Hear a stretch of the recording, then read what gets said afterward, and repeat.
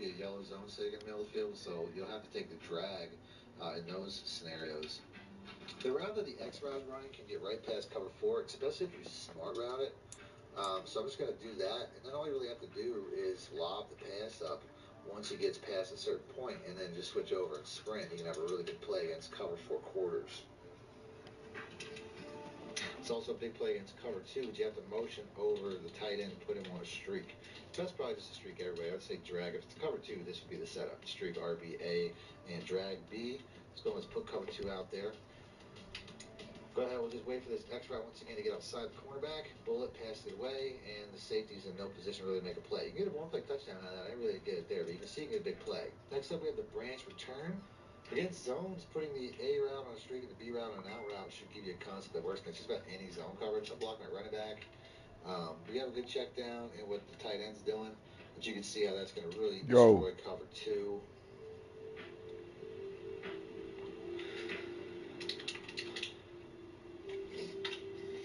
Then you put the RB route, or you can do it against cover 3 sky as well, and you're going to have success to the exact same receiver because of how this spread works.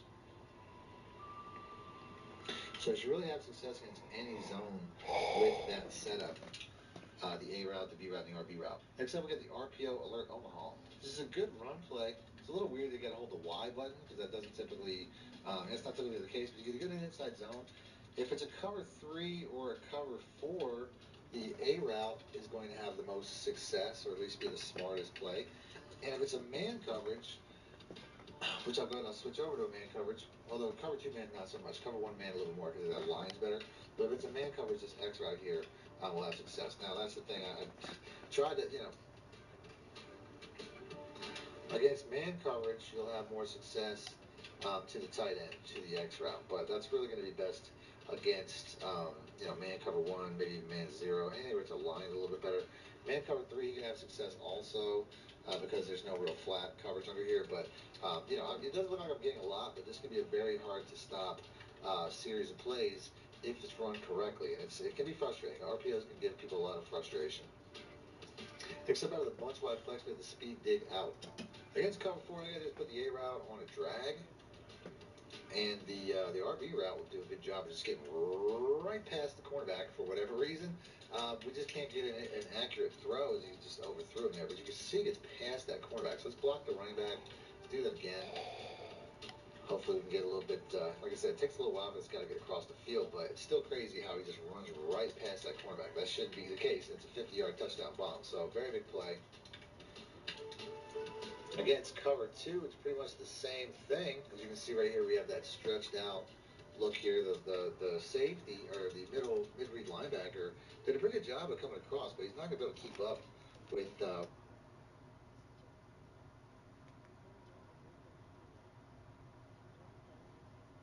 crazy. AQ! AQ! 30 to 40? Okay, so nobody your age. No, no, the can't no little boy handle me. 30 to 40? Okay, so nobody your age. What up? No, no, the can't no little boy handle me. Oh no. No.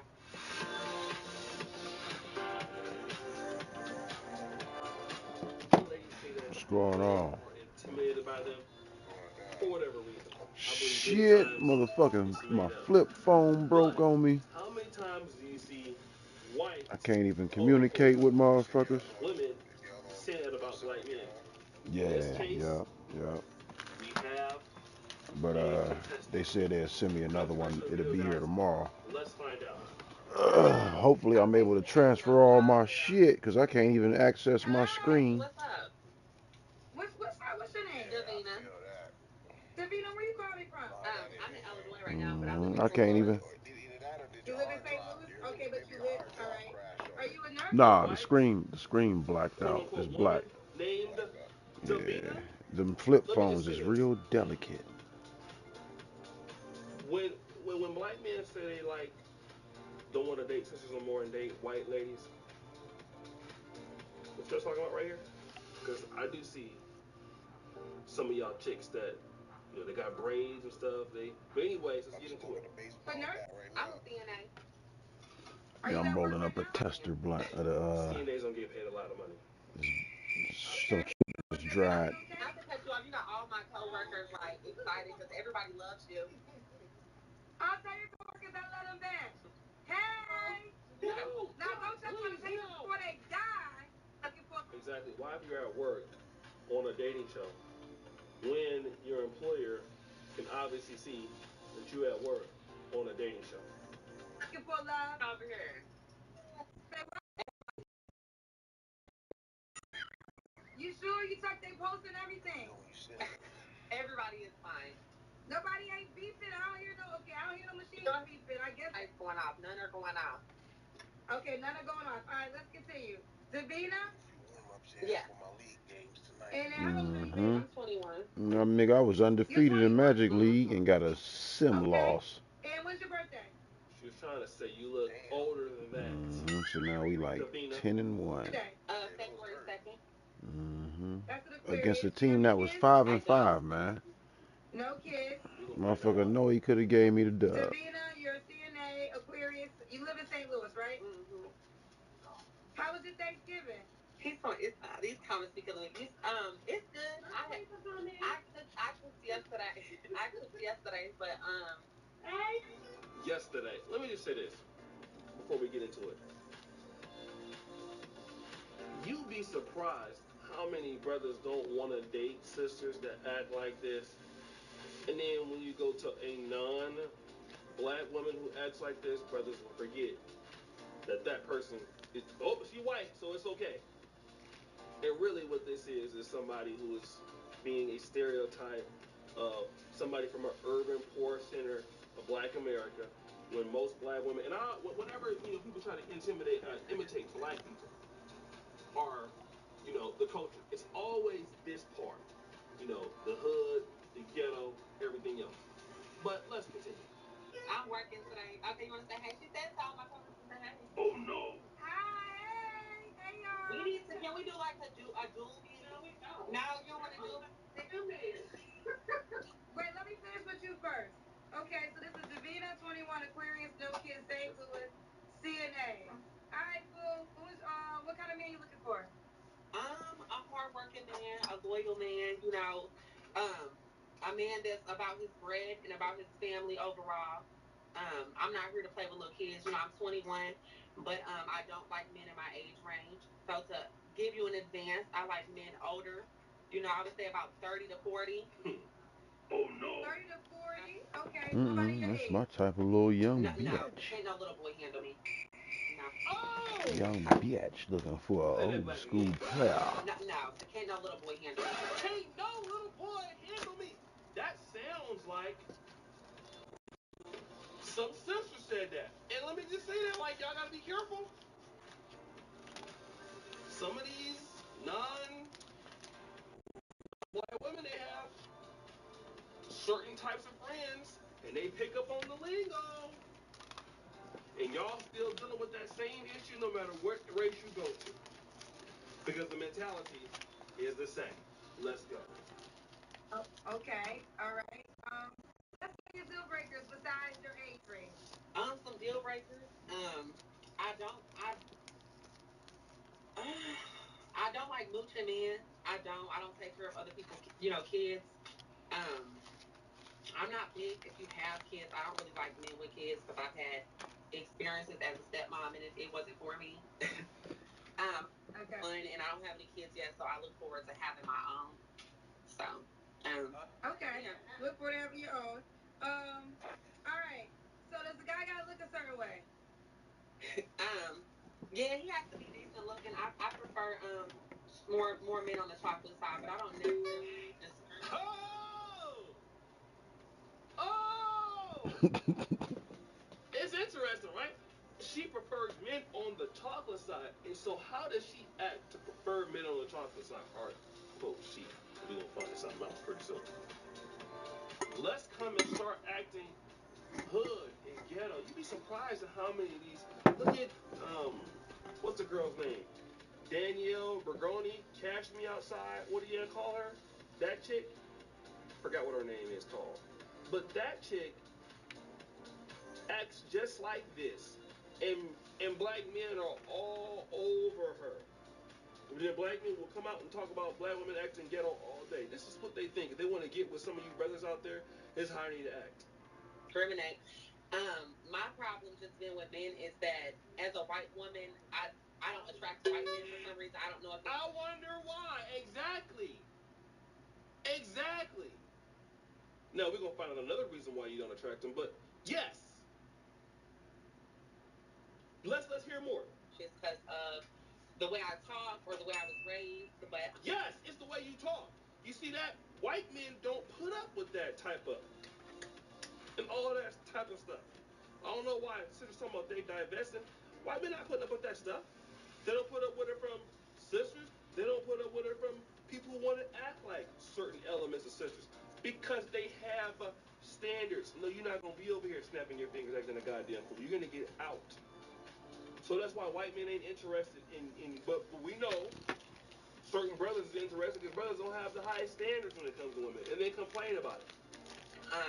They don't fuck with me. I guess I intimidate men a lot, and I don't try to. So you're a CNA. That's the lowest form of nurse. No, you're not intimidating anybody.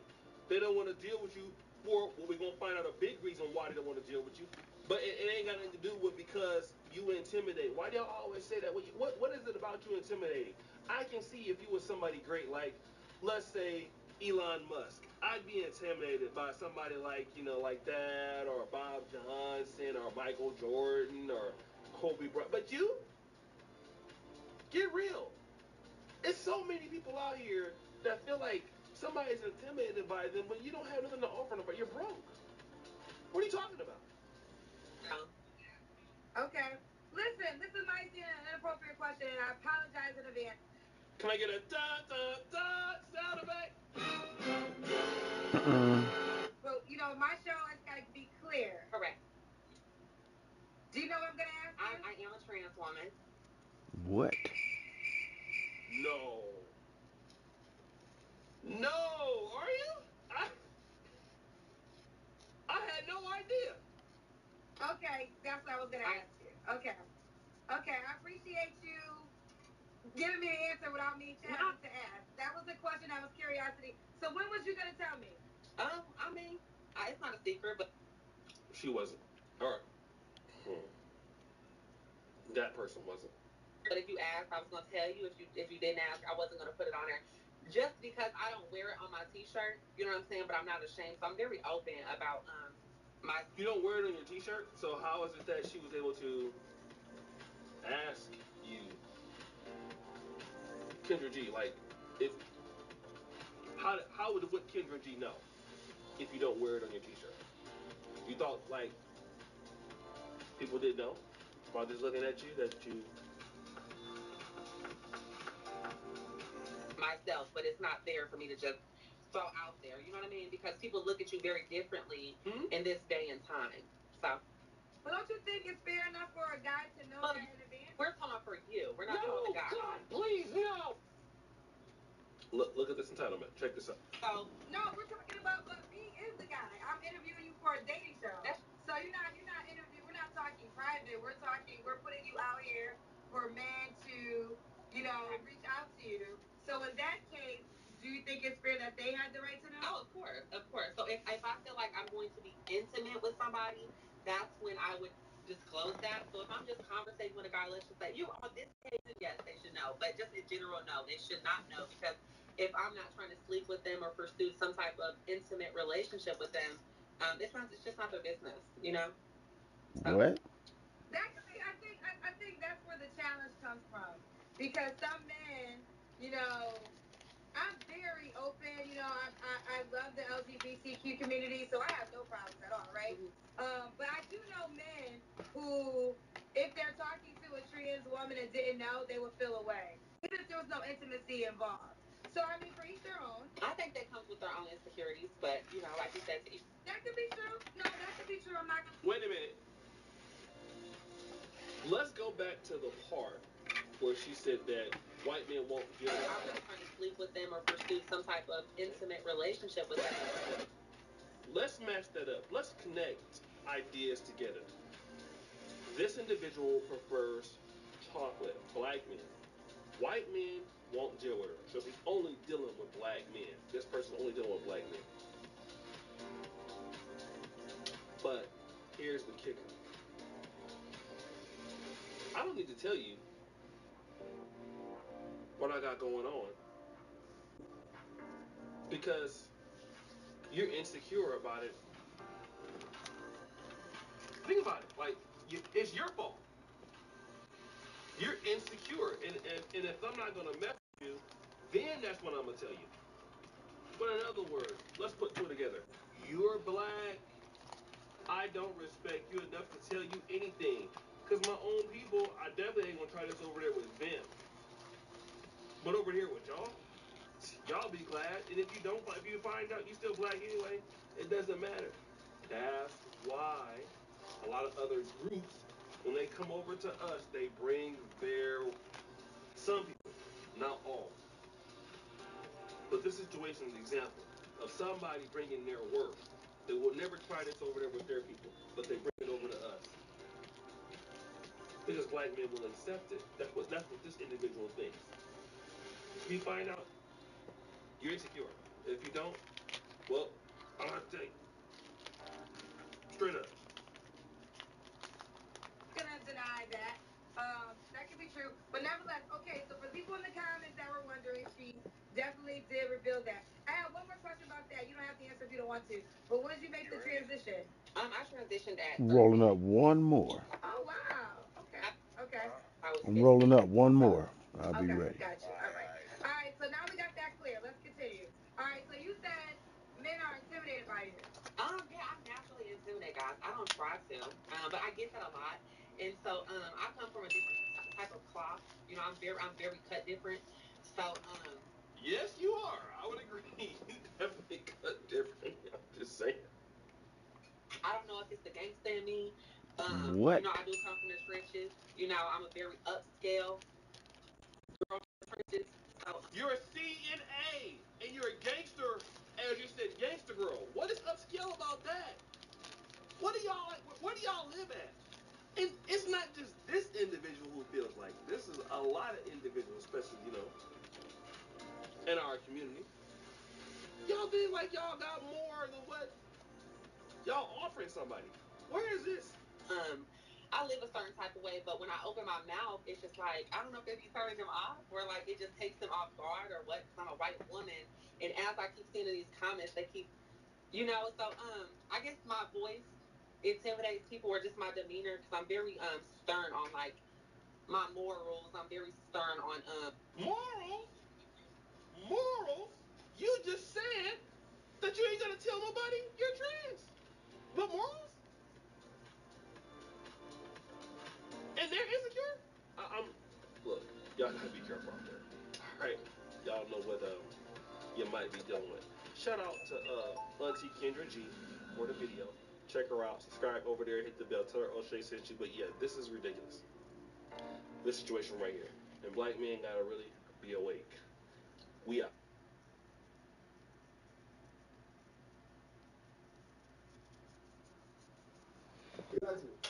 Trying to see how you get up out of Gainesville, baby.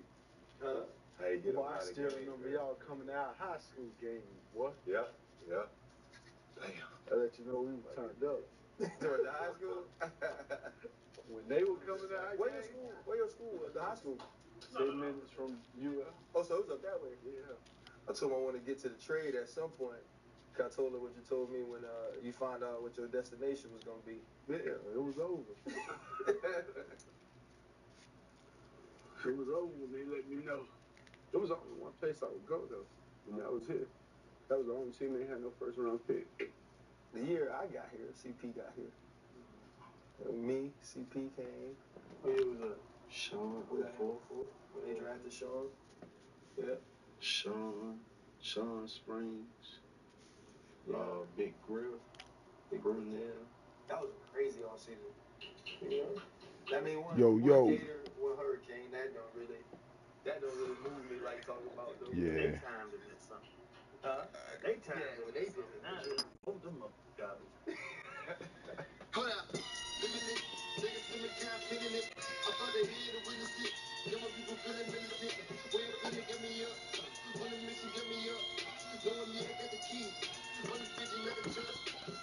Ooh, I ain't gotta roll nothing else up tonight, goddammit.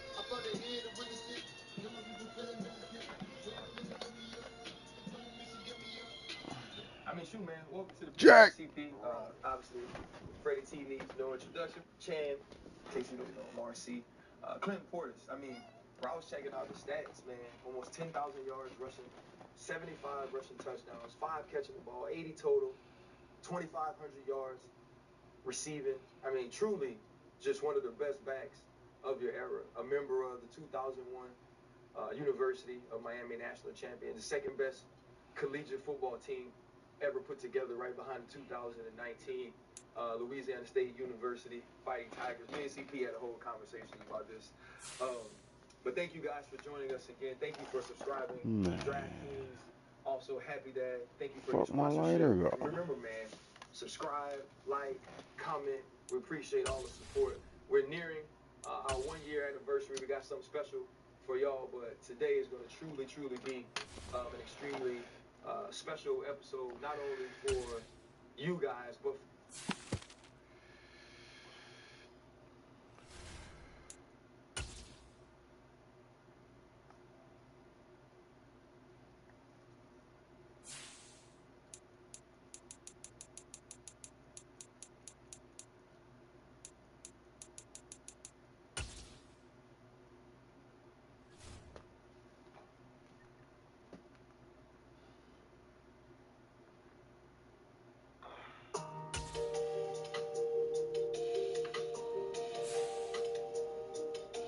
Damn, I was about to send it.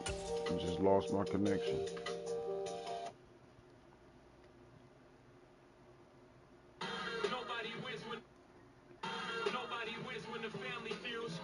Are now seeing for ourselves what happened the night of About the to send shooting it on the now. UNM campus involving several UNM students and NMSU basketball player Mike Peake. News 13's Ariana Kraft has the surveillance video. Kim Aggie player Mike Peake was shot in the leg. UNM student Brandon Travis killed after an exchange of gunfire in the parking lot near Coronado Hall. This is the surveillance video that shows Peake and UNM student Maya Hill walking together shortly after they get out of the camera view. You can see 3 people come in behind them and run towards them. You can see one of them with a bat in their right hand. From this angle, you can see the 3 confront Peake with one of them pushing him. It looks like that suspect, identified as Brandon Travis, pointing a gun at him. Then another one hitting Peake with a bat and then running away. In an interview, Maya Hill told police how it played out. I just started walking, and then I didn't see them because they came up from behind us. But the only person that I did see was B, and he pointed the gun at Michael's face. And after that, I ran. Peake can also be seen running, being followed by Brandon Travis, who you can see then fire a shot at Peake, and Peake fires back, and Travis falls. Peake runs a little farther, and then he falls too after being shot in the leg and fires back at Travis several more times. According to a police report, surveillance video also shows 3 other NMSU players picking up Peake shortly after the shooting and him putting the gun in the trunk. It took 12 hours for police to track down that gun, which was ultimately found in the possession of an assistant coach. Coach Dominique Taylor met an officer at the DoubleTree in downtown Albuquerque with the gun wrapped in a towel to hand it over. There are questions about that coach's actions that night.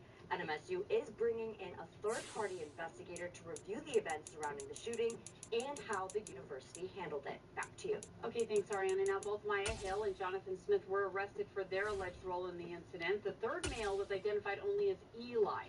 We don't know if he was ever charged. Peake is not facing charges at this point, but a final determination on that has not yet been made. Be careful, family. Last month, a college basketball player was set up by a team. Even the person who tried to do the setting up ended up losing his life. And the other person who's on the college basketball team shot in the scene. It's a 4-year difference. But until she turned 18, she's technically underage.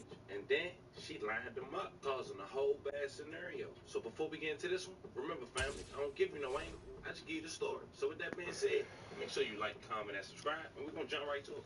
Mike Peake college basketball player, 21 years old, and a 4 for the Aggies. One afternoon, while Mike having his concealed weapon, he would go see a 17-year-old female on campus. But apparently, she would set him up, as 3 individuals who Mike knew did approach him. But as Mike ran off, he would be struck by one of the individuals with a firearm before retrieving his and returning fire, taking out the life of 19-year-old Brandon Travis. The guys the 19-year-old was with, they ran off. Mike was taken to the hospital to get treatment for his wound. While authorities wait for him to wake up, they were searching for surveillance. Later finding out that the college basketball player Mike, he was taken to a hospital by his 3 teammates, while authorities later searched for his gun for over 12 hours. The authorities, she was later questioned by the 17-year-old. Lying, didn't telling them that she was the one who actually set him up. The 17-year-old girl involved in the shooting, she was actually arrested and charged with aggravated battery and conspiracy. She wasn't identified being a minor and only since juvenile. The 2 other male students, they had not been identified at the time, and the police was offering a $2,500 reward for any information. But despite being shot and taking somebody else's life, when Mike had woke up, the only thing he cared about is when he can get his firearm from authorities. EA Sports coverage of the NFL brings us to the heart of Texas and the very wonderful AT&T Stadium in Arlington. Today, we've got a good NFC matchup on tap between the Green Bay Packers and the Dallas Cowboys.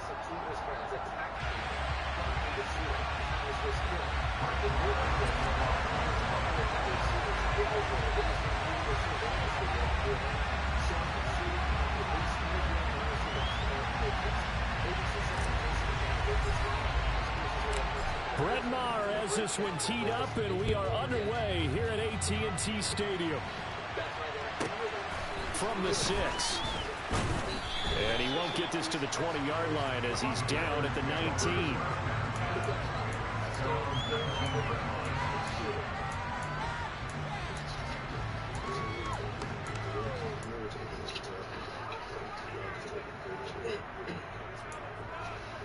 This is Mike Peake in a hospital bed on the evening of November 19th, many hours after his ship that left him injured to Travis dead. Mexico State Police has seen that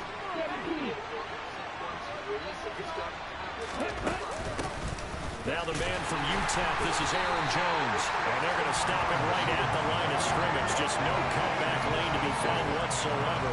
2nd and 10. Now that's a mountain of a man that just made that stop, isn't it? But he's more than that. This guy's nimble and quick. More than a space eater. He just made a great play there.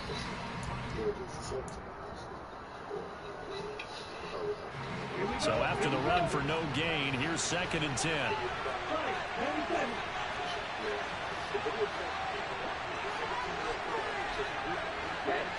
In motion goes the tight end. 2nd down. Love. A throw complete to the tight end, Tunyon. He'll be dropped at the 25 after a gain of 6.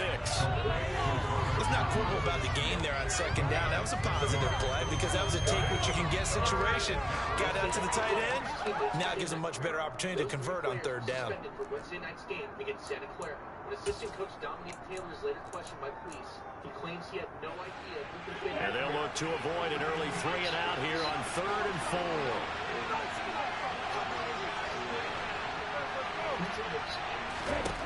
To throw now. Here's Love. A hit as he throws there, incomplete. That was the first 3rd down try of the game, and clearly something was off in the execution of that play. Good news, they've got a whole game left to clean that up and start clicking on those key 3rd down throws.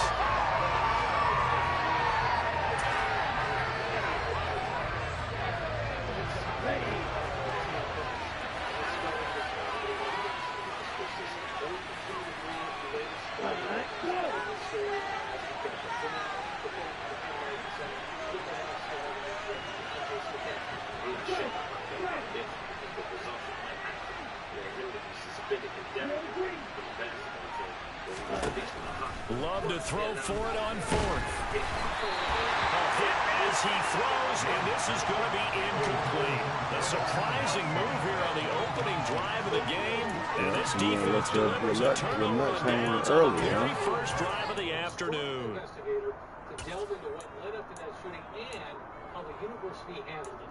News 13's Brittany Bay breaks down the report and has team leadership response. You guys going on a road trip this week? Yes. We leave tomorrow morning. All coaches are? Yes. MSU basketball coaching staff and players continuing to stick together, much like they did in the hours following a deadly shooting on UNM's campus, according to a report from A first down carry by Elliott. And nothing doing on his first run. Back to the line of scrimmage, and that's it. No gain on the play. It'll be second down. We talk about defenders, specifically linebackers, keeping their eyes in the right spot. He had that eye down the entire time. And you know that's not easily done because they throw a lot of misdirection at you. They try and fool you and get your eyes in the wrong place. But you're right about that one. He correctly figured that one out and made a really nice play. Before driving off with Issa Muhammad, Marcellus Avery, and Anthony Roy, who were all on the court for NMSU in last night's game. Now with the play clock about to expire, we get a whistle and a timeout. They'll have 2 remaining as we step aside here in this first quarter. And talk to those players. But head coach Greg Heyer blocked his efforts, saying he needed to talk to the athletic director and find out if the players needed to get legal representation. The report says when the officer tried to get back in touch with Coach Heyer, it kept going to voicemail.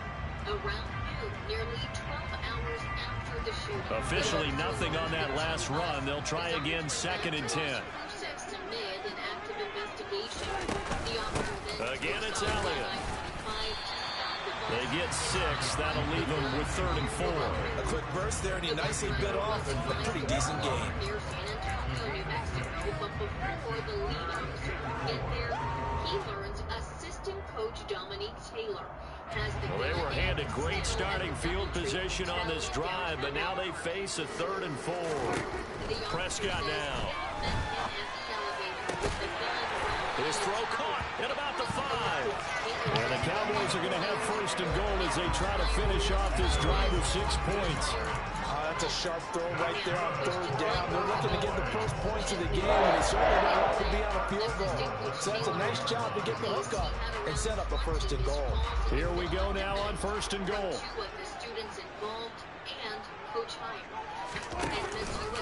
Now Elliott. And he'll get in. Touchdown, Cowboys. Ezekiel Elliott.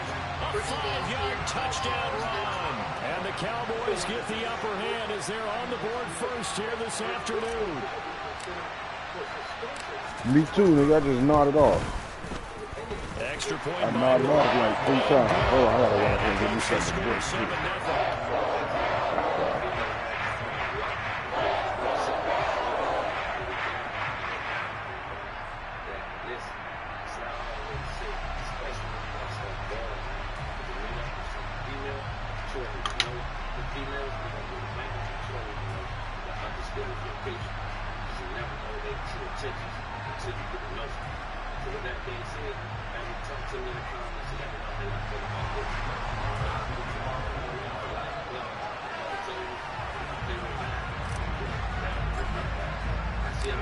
Following the touchdown, here's Marr to kick it away.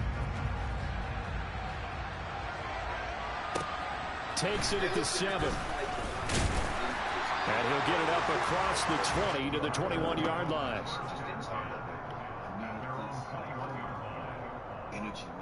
Pause for me. I'm up in the kitchen. Grab this drink real quick.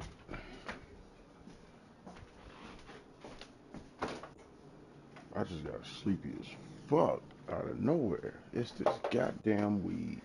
I'm about to sell this shit, man. Nah, it ain't no dab. It's just the fucking herb. It's like I got instantly fucking tired as a bitch. You say retirement, right? I say career change, right? But we've been talking for a minute to try to make this happen, right? And you say people know you as an actor.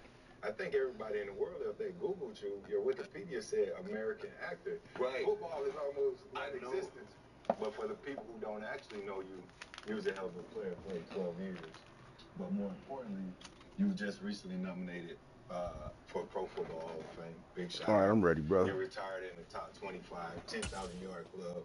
And that's a feat that everybody since the history of the game been trying to do. This could be it. This could be it. This could be the turning point. Let's go.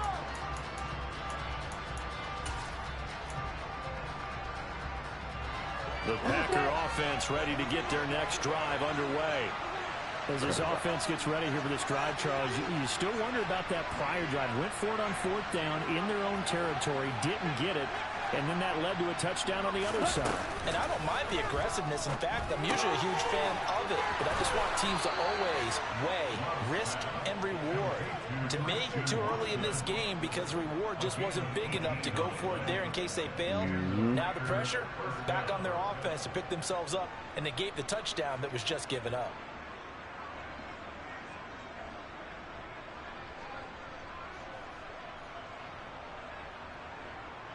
From all the way up at the 38 now after a good start to the drive.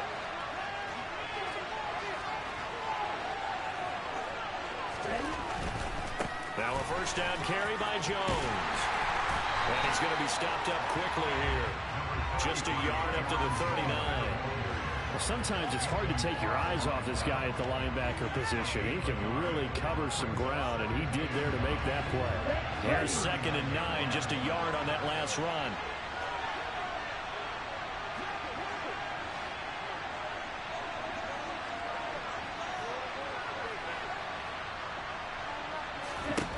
Here's Love. It finds his receiver, Watson. So the completion results there in 9 yards. And that'll bring up what looks to be a 3rd and inches. Can't be more than a half a foot. Okay, break.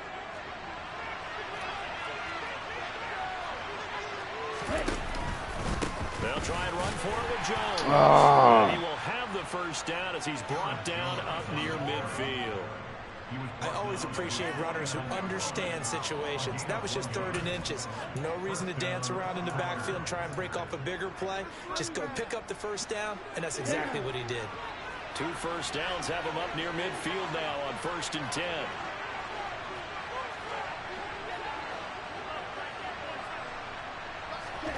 Throwing. Love. The left side completion to Jones. And just 1 yard here from the 49 to the 50.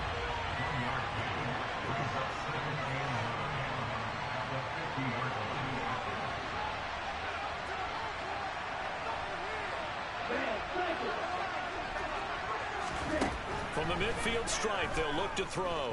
Steps away to his... And he can't find covered anywhere to shot, go baby. with, and he goes down. Dorrance Armstrong. What a play by him. That's going to go as a loss of 13. They've gobbled up over 30 yards of turf so far, but a sack knocks them backwards. And that interrupts the momentum they were building. Good opportunity for the defense to escape this drive before they get to the end zone.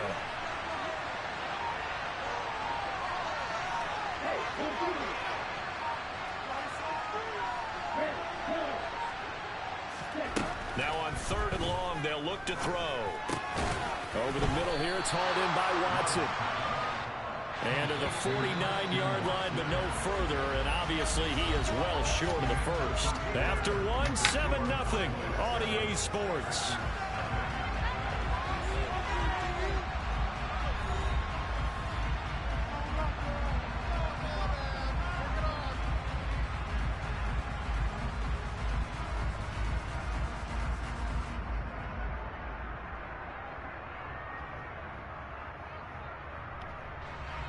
So on 4th down, on is the punter, Pat O'Donnell, to kick it away.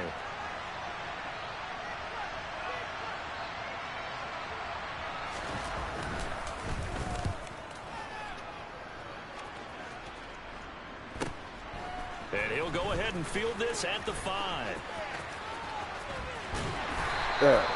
21 yards. Well done on the return. And the Cowboys will take over the football with a 1st and 10.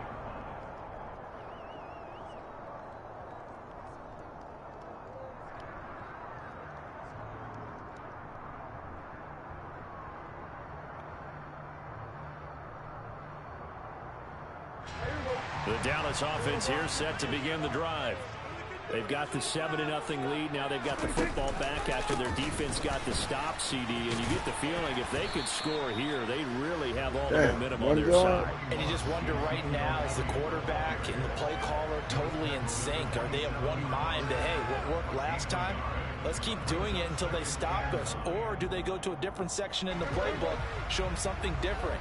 Either way, they want a repeat of their first drive. On 2nd and 9, Prescott swinging this out for Pollard. Short completion, just 4 yards, and it brings up 3rd and 5 now. That might feel like a little bit of a lost opportunity there for the offense because the defense brought pressure that time. And sometimes against that, you can get out to your running back, and it can turn into a big gain downfield. But what a nice job they did getting to him quickly and holding him to a short gain. From the shotgun, it's Prescott. Open man is Noah Brown. He's got the first down and more. And he'll be marked down right at the 15-yard line. And boy, CD, it's one thing to watch a great run, but when it's a great run with broken contact, it's like a cherry on top. That was a nice play. And as a former defender, I can tell you with certainty, those are the ones that have you losing sleep at night. I would not like to be in that film room on Tuesday going over that one. Just a pretty poor effort defensively, and it leads to a big play. Inside give to Elliott. They stopped after. I don't like how you put that ball out there like that. But not much on that run, Charles. No, that's exactly the way to execute a run blitz there. They guessed correctly that they would move the ball on the ground, honed in on it, and stopped them. Mark that down for a win in the defense's column.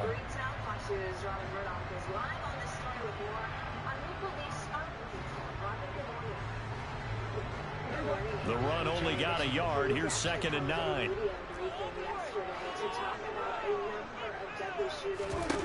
To throw is Prescott. Oh, the ball comes out on the hit, but they'll say it's incomplete. Partner, what we're seeing so far is the defense is certainly coordinated. Both levels doing their jobs in tandem. The back helping the front helping the back. The pressure got home on that last play and forced him to try and throw through contact and short of the sticks. And this is caught for a Cowboy touchdown. Noah Brown, a 14-yard touchdown. And the Cowboys have taken a 2-touchdown lead now. Another impressive drive, so they're 2 for 2, 2 touchdowns. Charles, a great start to this ball game for them. And one of the words that's really worked its way into our lexicon is stacking. They've stacked momentum each time out, and not only on offense. Between those touchdowns, defense held, forced a punt to get the ball back, and they've played awfully well in this one. Both sides playing at optimum level.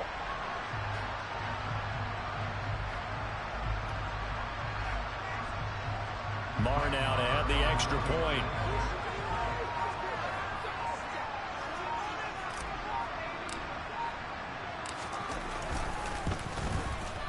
And it's good to make it 14-0.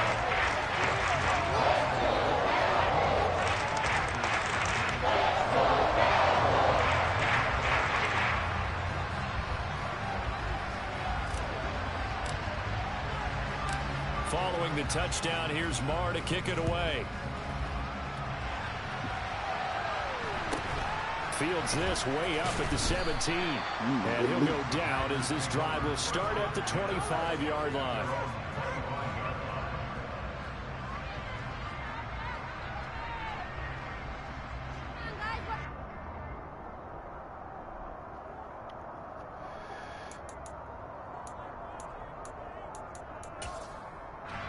The Packer offense ready to get their next drive underway.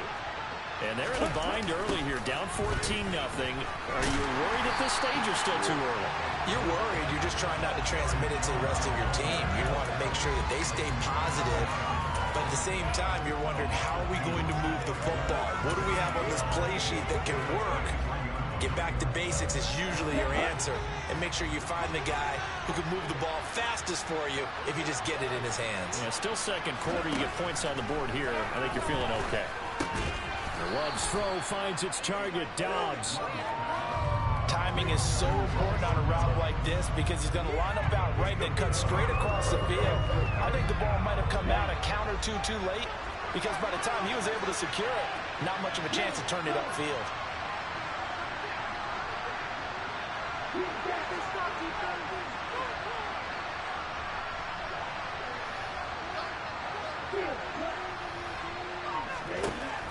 On third down, Love. This one complete to Tunyon underneath. And he's going to have a Packers first down as they're able to get the third down conversion.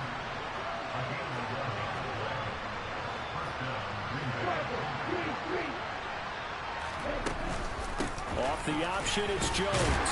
And nothing much materializing there on the first down run. He'll get a couple, and that's it. 2 yards on the carry there. It'll be second down.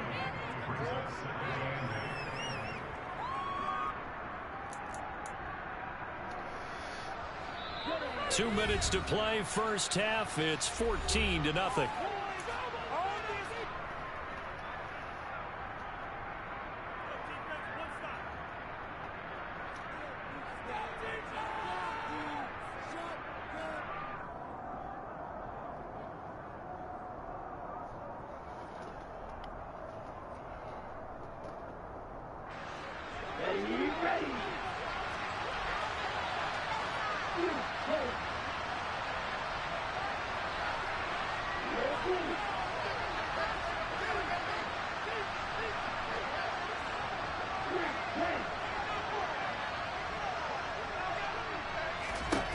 From the 40 now on second down.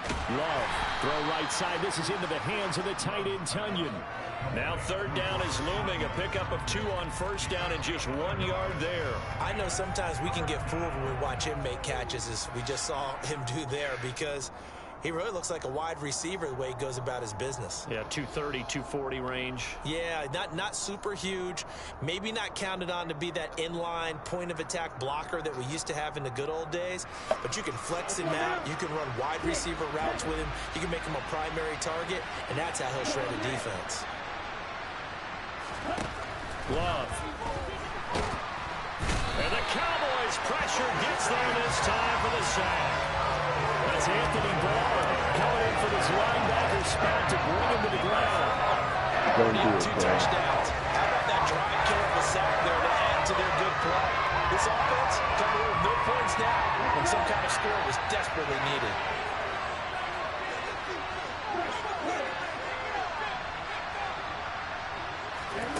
On fourth down, Love. Oh, he tries to force it in, and it's intercepted.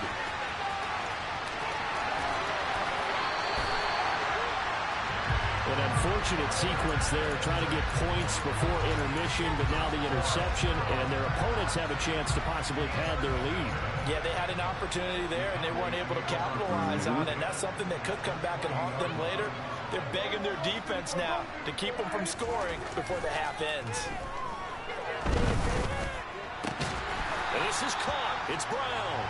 And the Cowboys are going to be set up with a first and goal coming up as they get him down at the 6-yard line. How about the way they're moving the ball down the field? They had a big play a moment ago, followed it up with another nice one here, and before you know it, they're already looking at first and goal. And he goes backwards on this one, losing yardage to the 7th.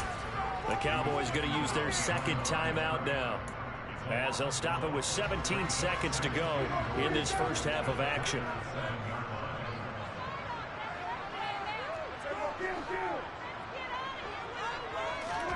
Second down and goal. Prescott. This is caught. And he'll be brought down right on the edge of the goal line at about the 1-yard line. Now the offense will burn their third and final timeout. And with halftime on the horizon, they'll be out of timeouts from here forward. Now, they'd really like to make the short field pay off. We'll see if they can, but this is third and goal.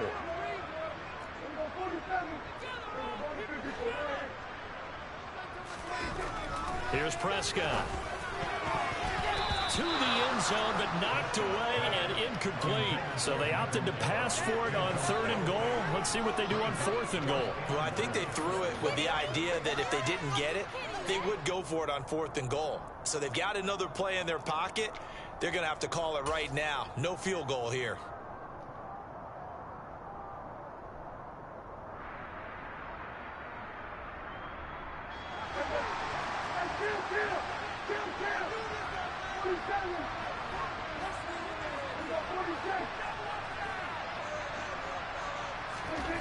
Now Prescott on 4th down.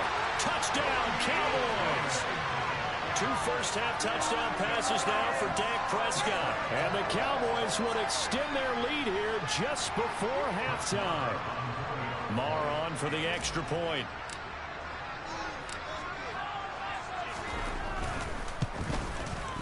And it is now 21-0.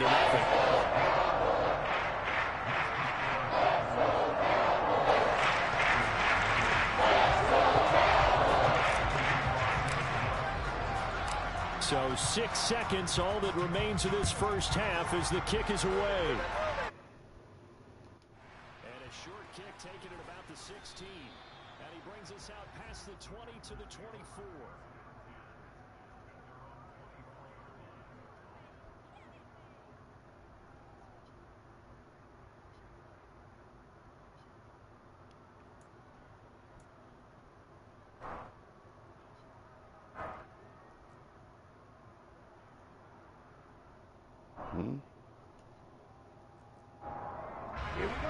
The Packer offense ready to get their next drive underway.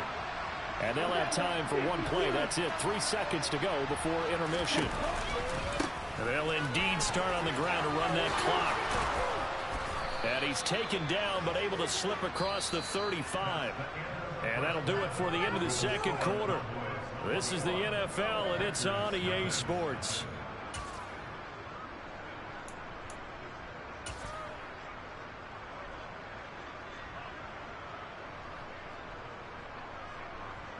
And we welcome you back live now inside the booth alongside Charles Davis. I'm Brandon Gaudin, set and ready to rock for the third quarter. The Cowboys will get the football first here, and they have the lead as well as we are underway in quarter 3. This one taken just inside the 10.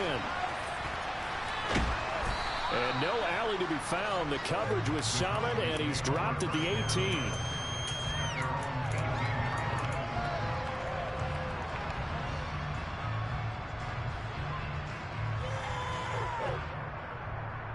About set for this next drive by the Cowboys offense. Right now, everything they touch turns to gold. This is their 4th possession.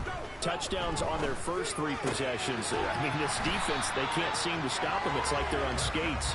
Great analogy, Brandon, because they are pushing them back and winning everything at the line of scrimmage. They've just been laying down tracks towards the opposite end zone. So to themselves, all they're saying is, if we don't make a mistake, there's no way they can stop us. Here's 2nd and a yard.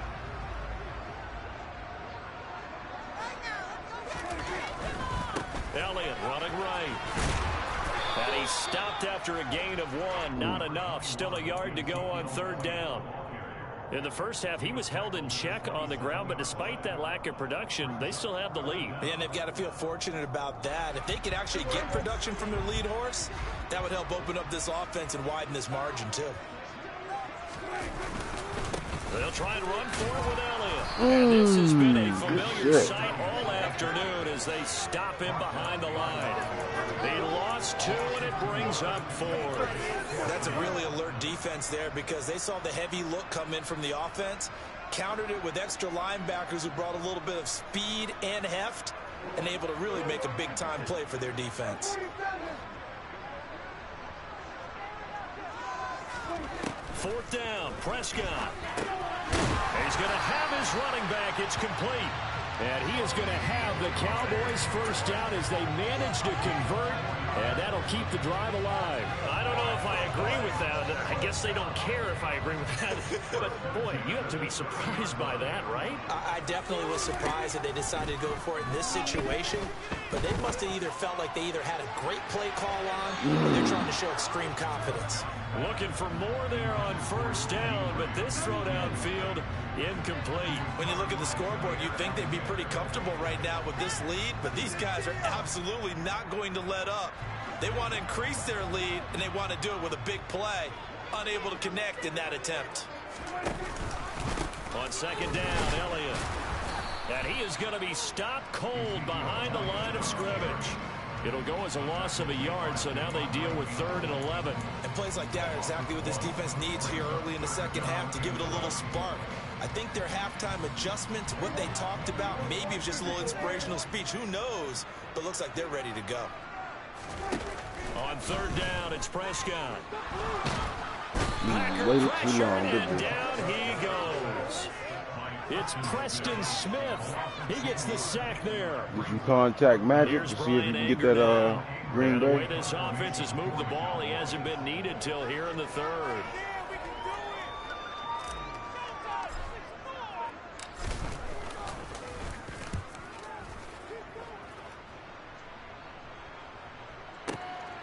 That's taken on the 25, and he'll be out of bounds across the 30-yard line.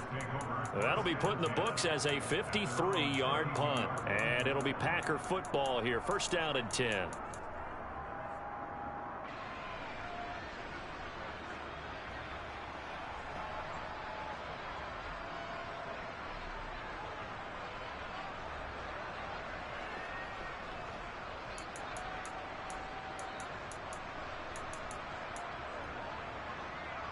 The Packer offense ready to get their next drive underway. First throw now for the backup, Rodgers. He finds Randall Cobb with a completion. And he's going to be out up around the 45-yard line. Solid way to start the drive. 13 yards, picking up the first. Well, we talk all the time about playing situational football, and right now I think the scoreboard is dictating what they need to do. Where they are in this game, they've got to push the ball downfield, take their shots, try to get big chunks of yardage in a short amount of time. That was a nice play there. Still in search of their first touchdown of the game, but they're on the move. 1st and 10.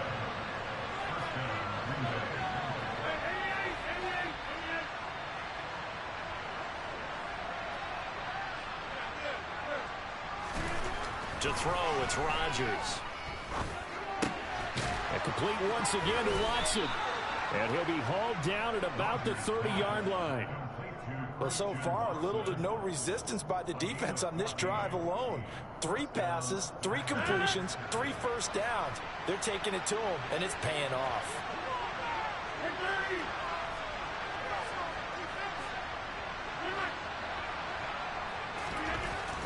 On first down, Rodgers. Open man left side, it's the tight end, Tunyon. And he'll be out of bounds just inside the 25-yard line. So the completion good for 6 yards, and it'll be 2nd down. So a decent gain there, but not their 4th consecutive first down like they had on the first 3 plays. You sound almost disappointed there. You want to fire the offensive coordinator on that one or what? They'd gotten into a rhythm. I thought they were just going to keep going. Well, almost a win for the defense, but if that's your win, you're not doing very well right now. On 2nd down, it's Jones. And he'll get a couple here down to the 22. Another modest gain there on that one, and I think, Charles, you can probably pin part of the deficit on a failure on their part to really get this ground game established. Yeah, they've really struggled to be multidimensional in this one, haven't they, partner? Because they have to be extremely one-dimensional now if they hope to get back into this game. They'll have to do it by throwing the football and hope to have success through the air. Now a play fake. Rodgers. And that is incomplete. He didn't just deny a big throw there. He broke that one up in the red zone. An excellent play. One of the more excellent points on the board when this drive is over.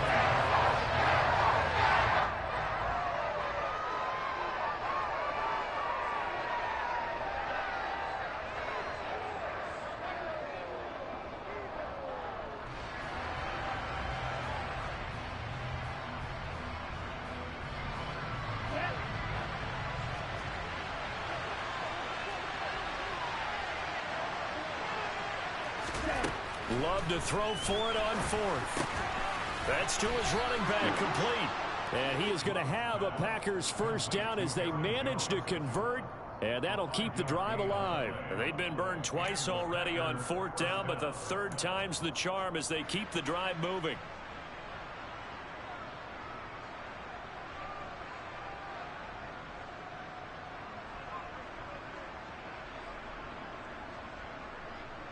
So this drive going to continue following the conversion on fourth. Here's 1st and 10. And now a timeout called by the Cowboys defense. Not at all. It's just their first, so 2 remaining as they burn one here in this third quarter.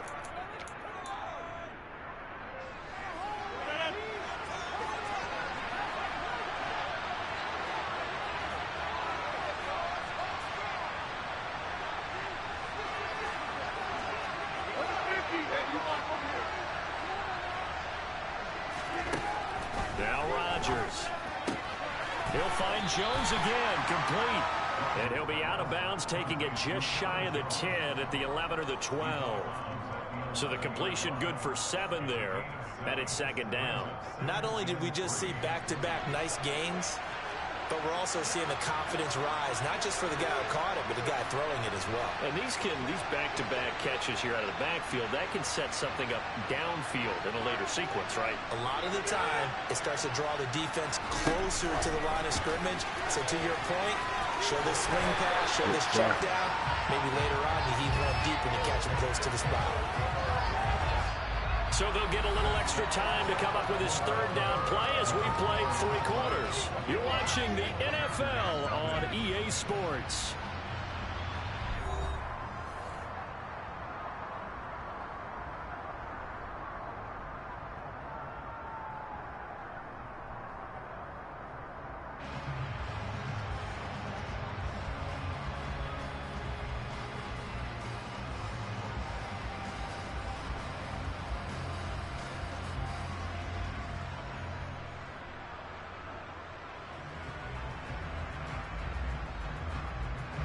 The offense on 3rd down, they've converted just 2 for 6 thus far.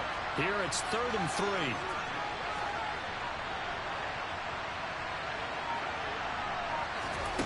Rodgers to throw once more. Touchdown, Packers. Something with my eyes closed real quick. This shit. From 10 yards out, and the Packers are finally on the board here in the 4th quarter. So a little bit of a letdown there defensively. I mean, look, you're still 2 scores to the good, CD, but things may be a little more uncomfortable than they had hoped.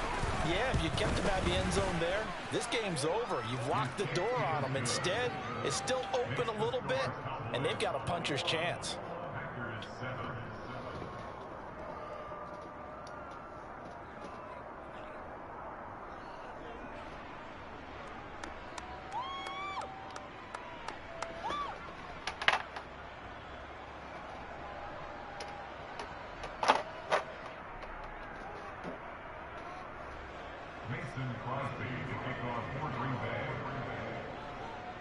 Now after the touchdown, here's Crosby to kick it away. This fielded right at the goal line. And he'll be brought down right on the chalk of the 20.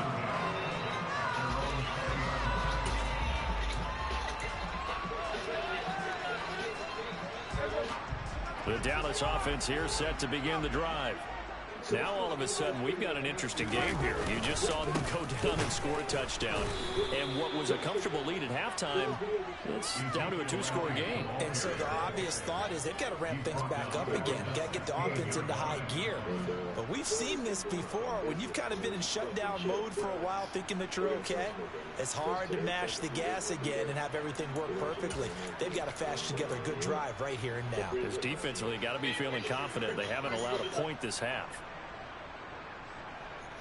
So the first play of the drive lost 4. Now they'll look to move it forward here on 2nd and 14. They go down it again. Little power on the move that time, but still tackled shy of the 20. 3 yards is the pickup, but it leaves them still needing 11 here on third down. Brandon, I've got to think this offensive line has got some smiles on its faces. And I know it sounds crazy, but they practiced for this back in training camp. They knew they'd be in situations where it'd be extra defenders in the box coming after them, trying to keep them from locking down a game. Right now, they want to show the world they're up to the challenge. Prescott now. And he'll be hit as he releases it, and that'll fall incomplete. Critical play in this football game, because if they pick up the first there, that clock keeps rolling. Has to be a little frustrating for them because they know that if they pick up a first down there and continue to eat away at the clock, really increases their chances of closing this one out. Now they're likely going to have to give the football up and sweat it out on the sideline. And he's going to be out up around the 45-yard line. A very nice punt that time, but they get 11 back on the return. And they will take over 1st and 10. He's South African, but half black South African. I want to play this clip of what he said, and then I'm going to come back. And this is random for some, but special shout out to black women. The Packer offense ready to get their next drive underway. Well, still a long way to go, but trending upward. They scored the last time out, you remember. Then their defense forced the punt. Now they try to inch closer, but still ultimately down 2 scores in the final quarter. Now, meanwhile, a pass that should have been intercepted, but it winds up falling incomplete. I think he's got to be careful not to force anything into coverage right there. There weren't really any throwing lanes, but the best part for him, he's got 2nd and 3rd down to fall back on.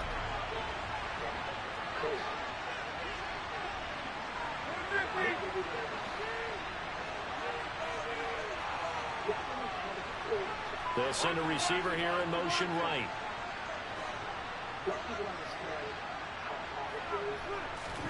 To throw again on 2nd down. Rodgers. And it's complete. Good time. The defender all over him that time, but it's going to lead to 3rd down. It's been clear in this matchup which side has been the more physical one. It's been this defense. And here's another example on that last play. He's paying. This is no different than Byron Allen. So back-to-back incompletions, and that has him staring at a 3rd and 10. On play action, it's Rodgers. That's complete to Dobbs. And he's going to be out of bounds, but not before he takes it inside the 40. 2nd catch for him today, and it'll wind up a 1st down. And a 2-score game, obviously, every play, every 3rd down, like we saw there, magnified, big pickup. It was a huge pickup. What they really want, though, is to not even get to 3rd down. They've got to maximize time and conserve as much as possible. Line of scrimmage, the 37 on 1st and 10.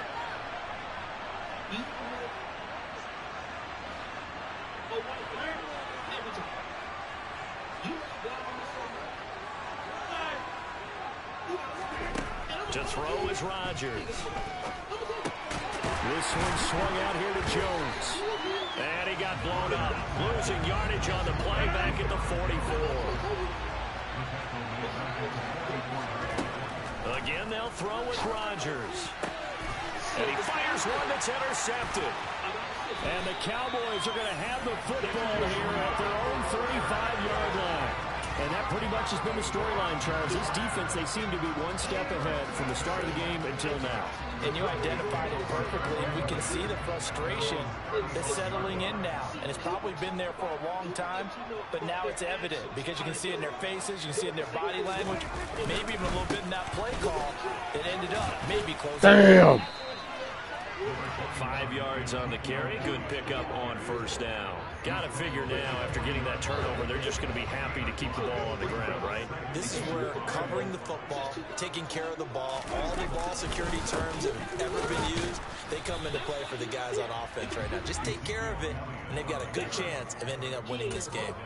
They'll say no gain on the play there, and now it'll be third down.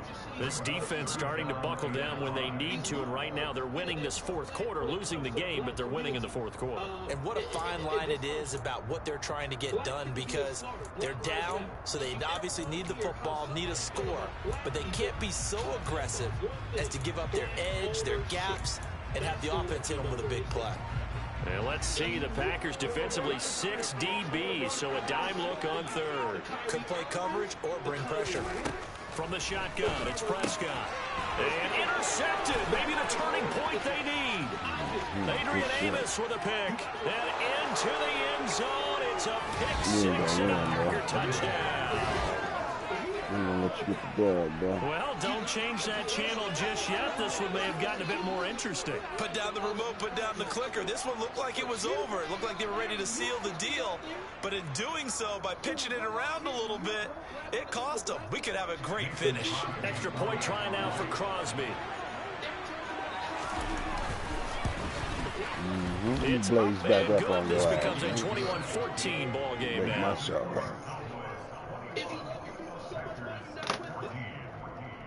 Because you don't love them. You love the other folks. But you want to sound cool.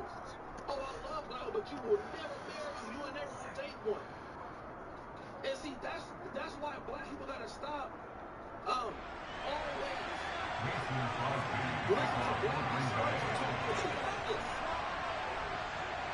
People like this, I got the blondes. So they'll get another shot on offense following that pick six. And now the kick is away. And that'll carry over the back line of the end zone for a touchback. I want to give a shout out to my white mom. The sisters will be on. But y'all give it a pass because he's giving y'all these little trinkets. About set for this next drive by the Cowboys offense. And now this fourth quarter becoming very interesting. That pick six makes this a one-score game. Still plenty of time on the clock. We'll see how aggressive they choose to be. Kenny Clark, the big D tackle there to make the stop.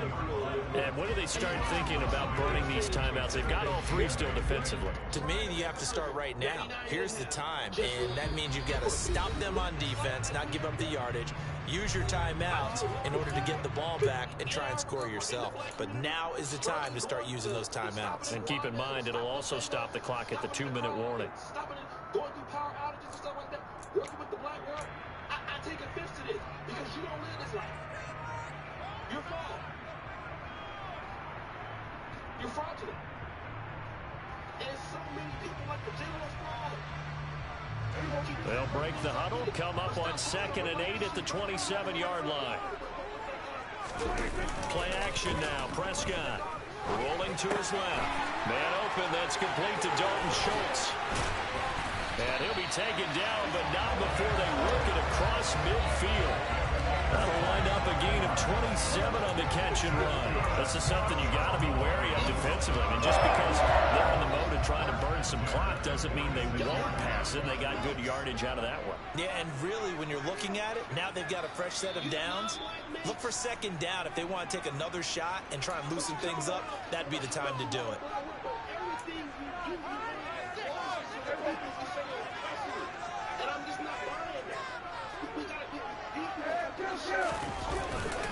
Up the middle, here's Elliott. And he'll manage to pick up about 4. It's 2nd down. And now right out of the 2-minute break, we'll get a timeout used defensively with 1:56 to go. The run got 4. Now they deal with a 2nd and 6. They go back to Elliott. He's been busy. And he's going to have to protect the football and take his lumps here at this stage of the game as they stop him behind the line. And if y'all help shape him, he took the money that he just got from you and gave it to the white one. If it's that serious. But you see, it's politics. You can speak to black women. And now on 3rd down, they'll need to get it to the 36 to pick up the first. Prescott. Nearly the pick that they needed. He couldn't pull it in, though, and it's 4th down. How about this defense? They came up with a couple big plays in this sequence, And none better than the one right there, forcing the incompletion and bringing up fourth down. Both parties were white men. Y'all would not like that. And it's the same thing with this. And he go out here and get with this. All his women is Caucasian. And then he's speaking on racism and all kind of stuff. Prescott to throw on fourth. And they hit him as he throws, as this one's going to go straight down to the turf. Incomplete. The Cowboys here unable to convert on fourth down. And the Packers D comes up with a big stop. The Packer offense ready to get their next drive underway. So now, Charles, this drive maybe a touch more important, trying to erase the memory of that interception they had the last time out. Yeah, and everyone goes through this because even the best in the game, you're going to have games where it just doesn't go right for you and interceptions result. So, frankly, to me, it's all about how you respond, not just the types of plays that you call, but how you carry yourself, how you show your team that you're still with it, and how you continue to lead. Damone Clark fought his way through and buried him behind the line.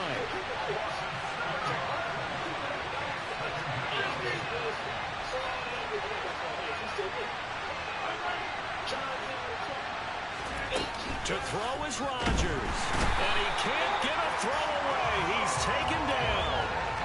Damone Clark in there to drop him as that clock continues to run. Okay, let's go back a little bit and see if my schooling comes to the front. What's that old saying? Those who forget the lessons of history are doomed to repeat them. That's the same guy who's gotten back-to-back sacks. I think a double team may be in order. And he can't get a throw off. He's taken down.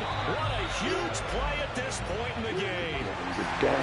So this one will end in a victory for the Dallas Cowboys. And it was a bit of a strange game. They were held scoreless through the entire second half. But the first half output, that's enough to carry them to victory. And that's an odd game to watch, isn't it? Because when we saw the output in the first half, you think to yourself, okay, they've got something working here. They know what they're doing. They'll continue that along.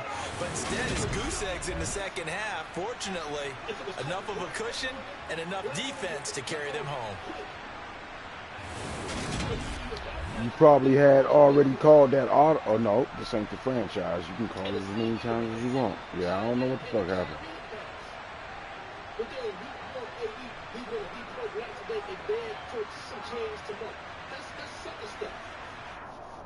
That's not real. That's not real. We got to speak frankly to these issues. And stop playing the role like we ain't got no sense. But guys, what do you think? It's your boy, O'Shea Duke Jackson, back at it again. Another episode of The Celebrity Junk. Appreciate you for all that you do. Subscribe, hit the bell. We're out.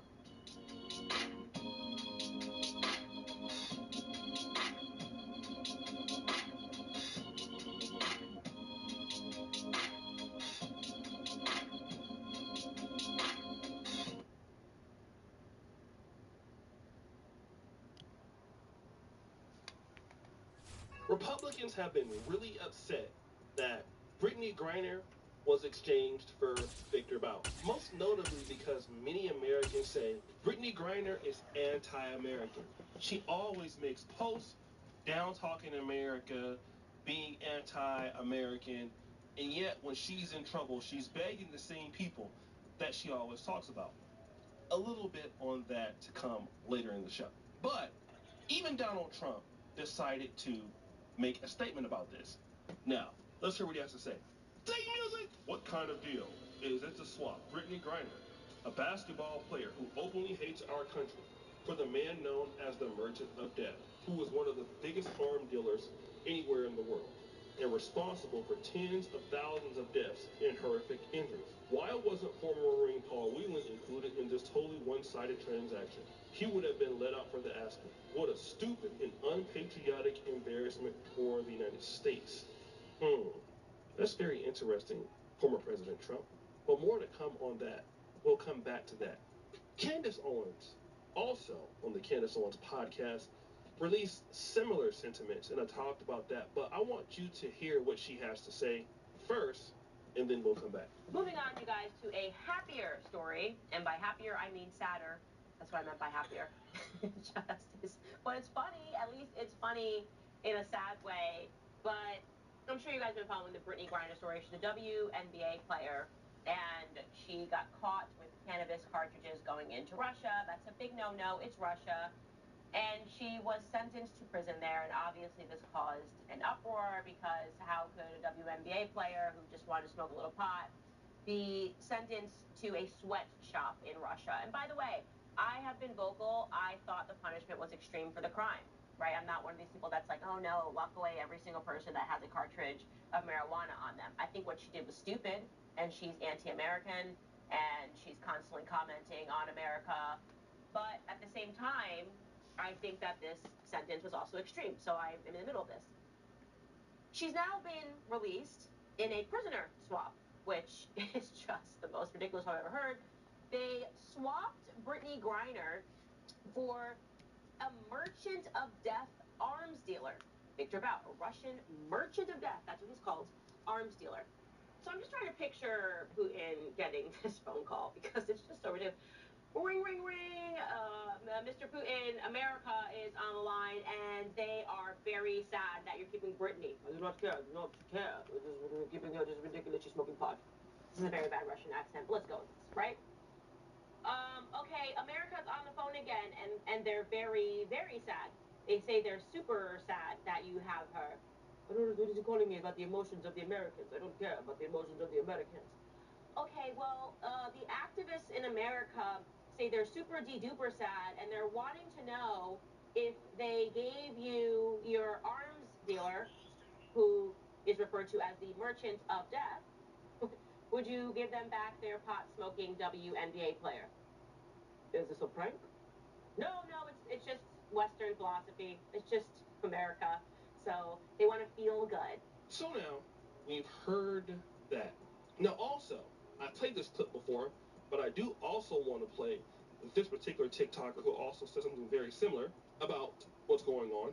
And then we're going to make sure that this all comes together. We traded a man named the Merchant of Death. Where? For somebody that hates America. Were they playing right now? I'm going to say that one more time so people can understand. We traded a convicted terrorist for somebody that doesn't even like the country that helped free them from prison.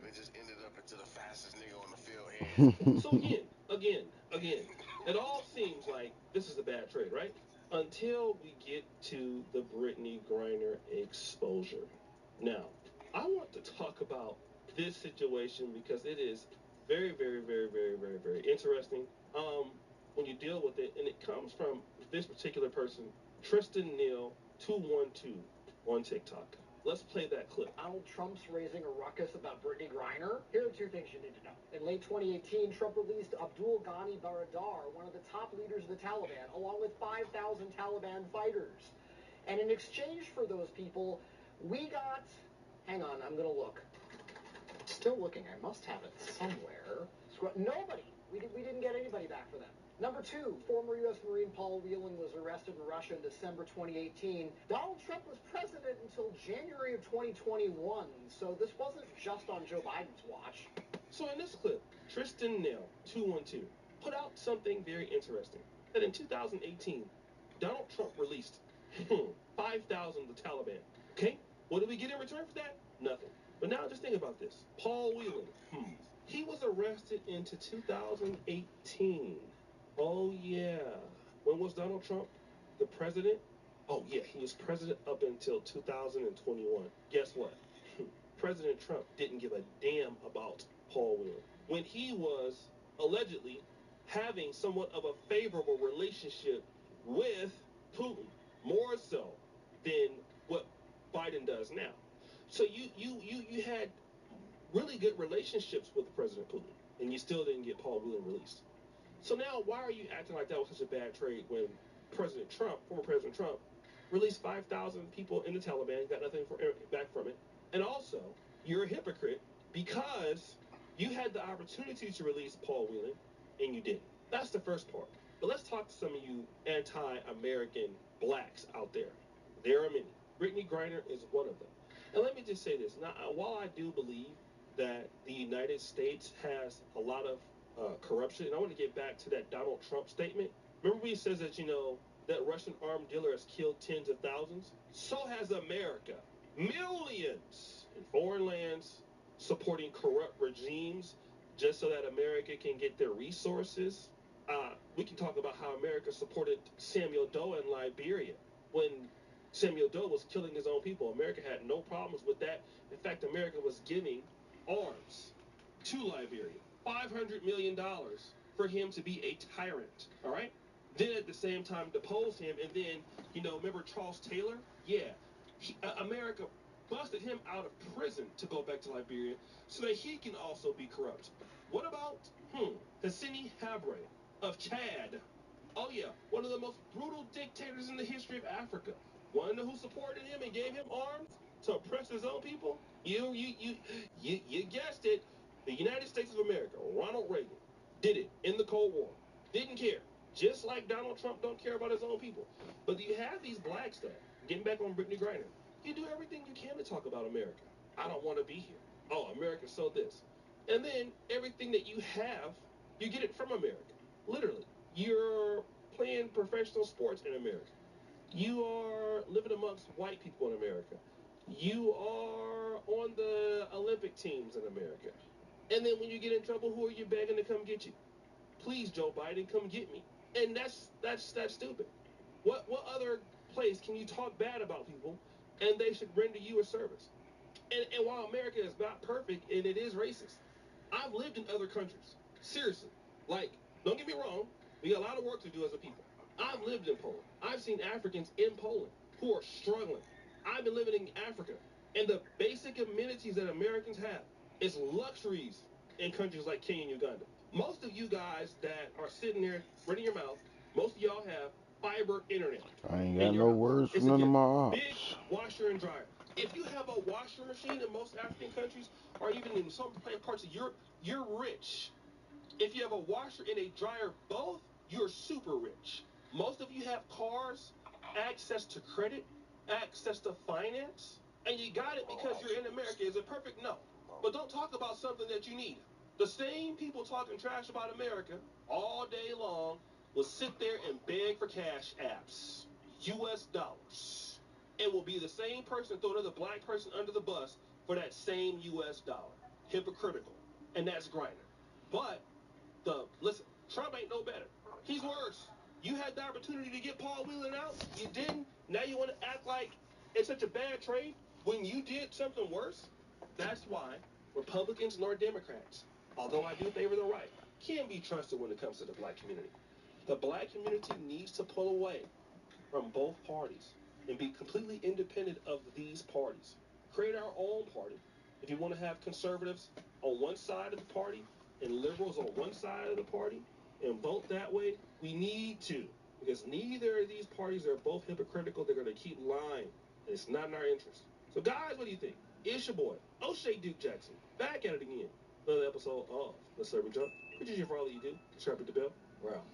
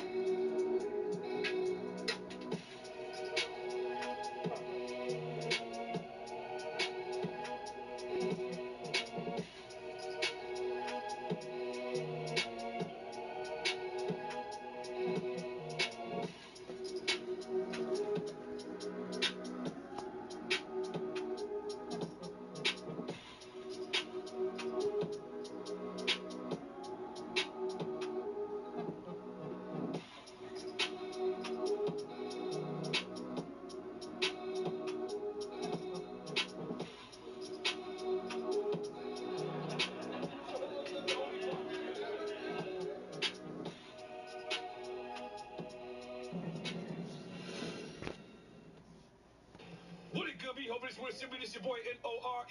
What up is DJ EFN? And this Drink Champs Happy Hour. Make some noise! Yeah. I just ain't tried it yet.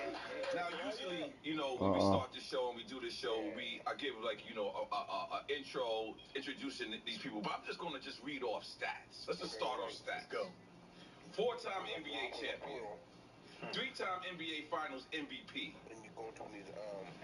NBA Most Valuable Player 2000, 15 times NBA All-Star, 3 times NBA All-Star Game MVP, All-Star NBA First Team, All-Star NBA Second Team, All NBA Third Team, NBA All Defensive Second Team, NBA Rookie of the Year, NBA All Rookie First Team, NBA Scoring Champion, Like that other game. 2 times IBM Award winner, NBA Anniversary Team, retired at 34, and it just keeps going.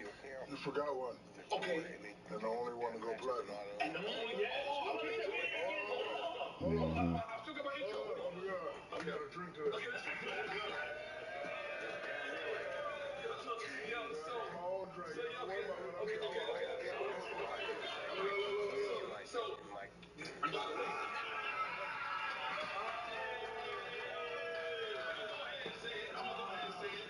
The best on record. Don't worry about what I'm drinking.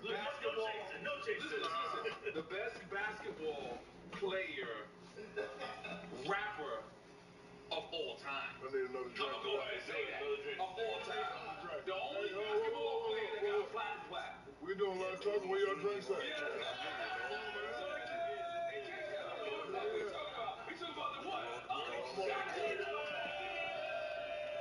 Okay. You ain't fucking with the duty though? You ain't fucking with the duty though?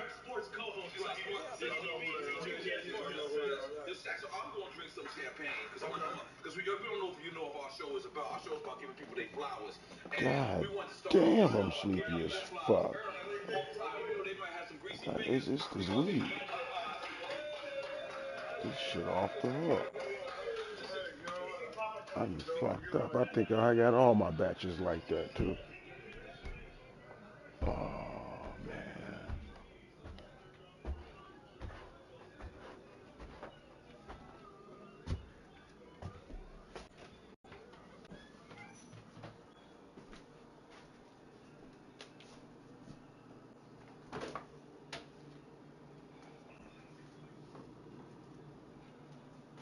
What you fucking with now?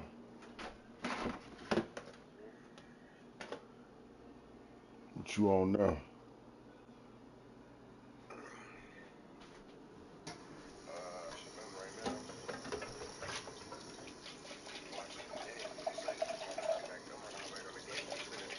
Who playing? Oh, that's the Dolphins game right now?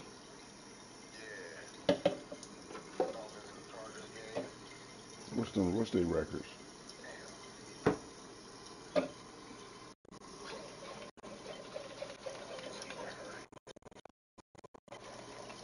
What's their records? Both of them?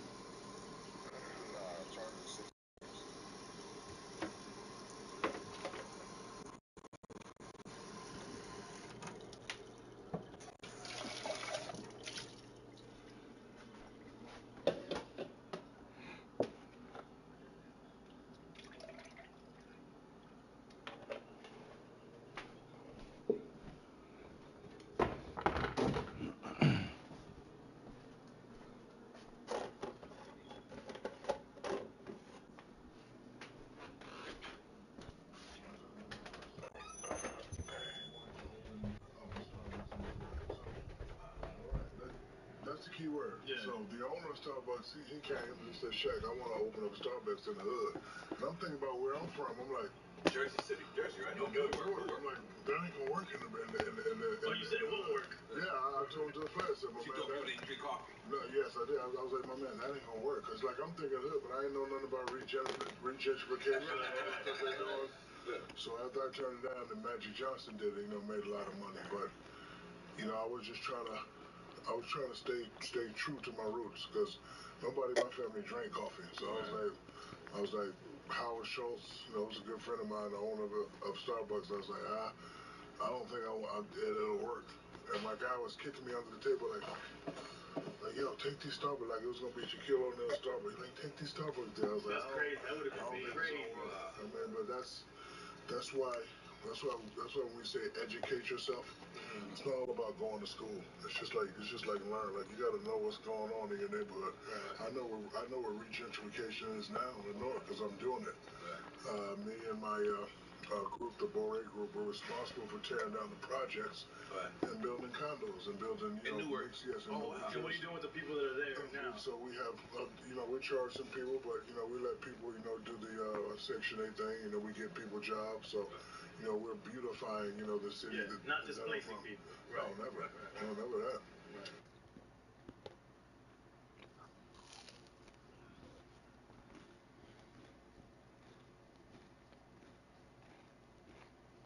You know what? When I think about it, men are a lot more submissive than women, actually, because they just don't give as much pushback.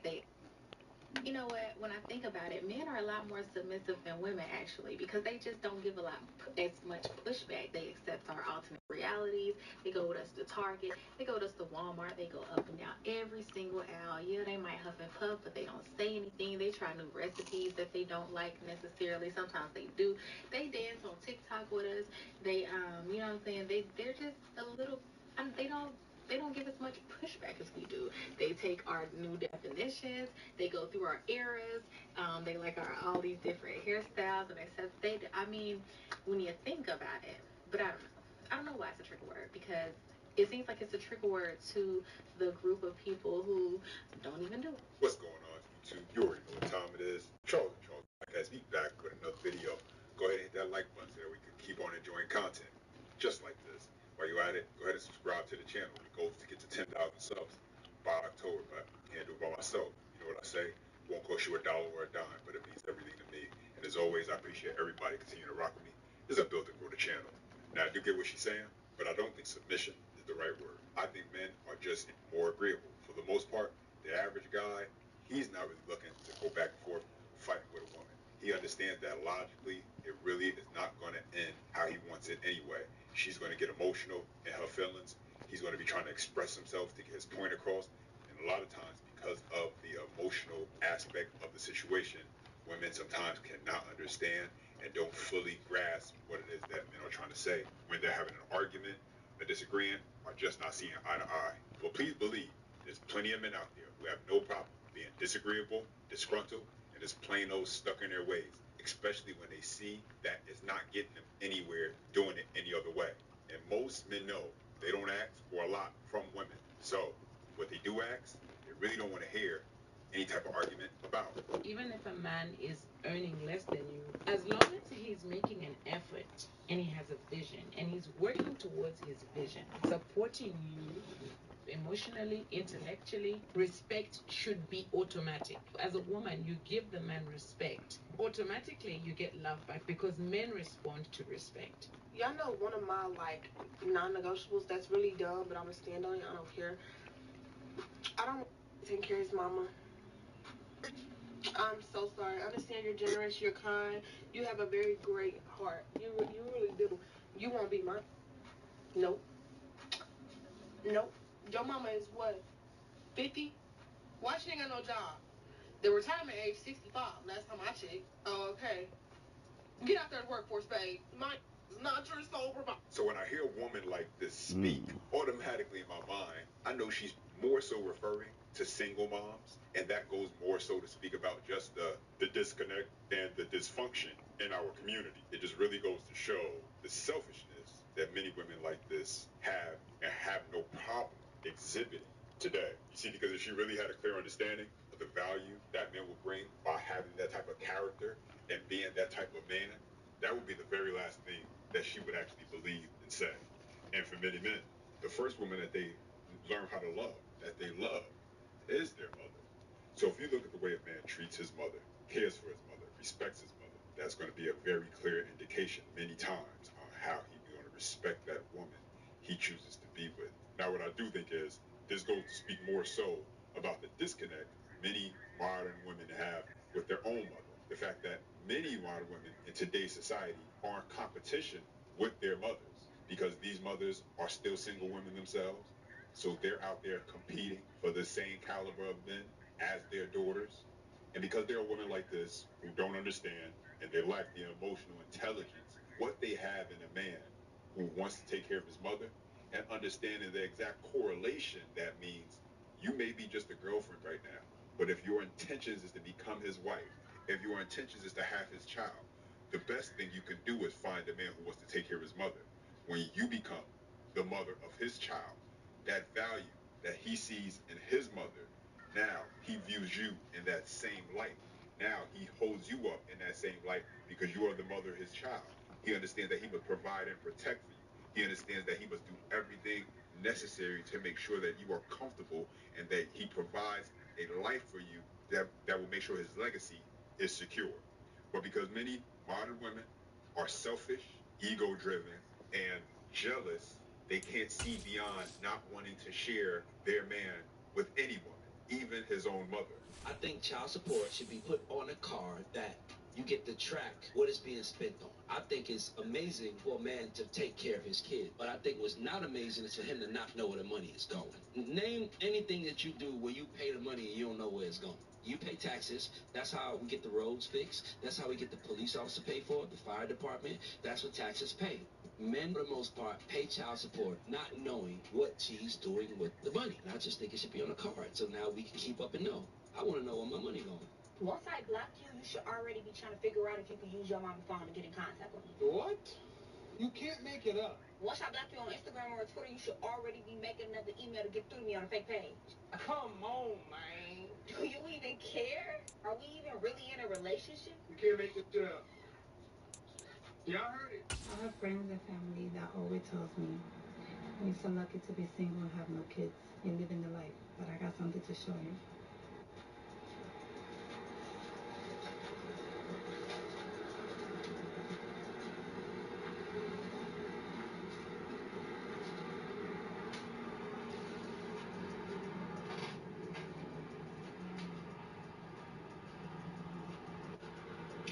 Sorry to say, but a lucky one are you.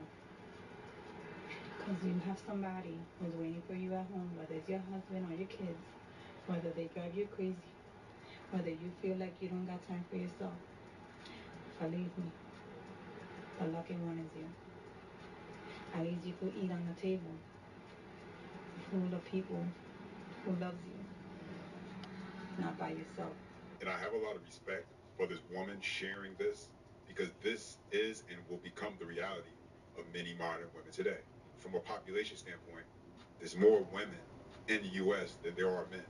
And I know media has hyped women up and got so many of them believe them that they'll be in their 40s, going into their 50s, making six figures, drinking mimosas, doing girls trips, living life like it's golden, when the truth of the matter is that many of them, this will be their life. They're going to live alone, they're going to eat dinner alone, they're going to be alone. And don't get me wrong, I'm not trying to say this in a way where I'm trying to manipulate women into becoming more cooperative so that way they can get with a man. No, you want to live your life chasing the bag and focusing on your career, and that is your calling, be my guest. That's your prerogative. But do understand that by making that choice, the likelihood that you end up like this woman is pretty high. And the reason why she's so sad now is because she realized she missed out on what was most important in her life. Because perhaps she chased the bag, perhaps she focused on her career, and she never put in enough time to find that man to start a family with. And she ran away from, biologically, what was going to make her happiest. In today's society, many women are thinking, get another promotion, climbing the corporate ladder, doing all those things to advance themselves in their career, being able to travel alone is going to make you your happiest. In the long term, you're going to end up regretting it. But because of the society we live in now and the way media has gotten women to believe that they should compete with men over raising a family, having children, building bonds, having relationships, seeing your kid grow up and watching them become the young men and women that you always knew that they would become is somehow less important than having a job and having your own career, are those same people going to be there when you're old and you no longer can't do anything for them from a work standpoint, and you're now a liability, like your husband and your kids and your family would be for you in those situations? Anyway, you guys, let me know what you think down in the comment section below. Always appreciate hearing everybody's feedback. Go ahead and hit that like button so you can keep on enjoying content just like this. While you're at it, subscribe to the channel. And as always, until next time.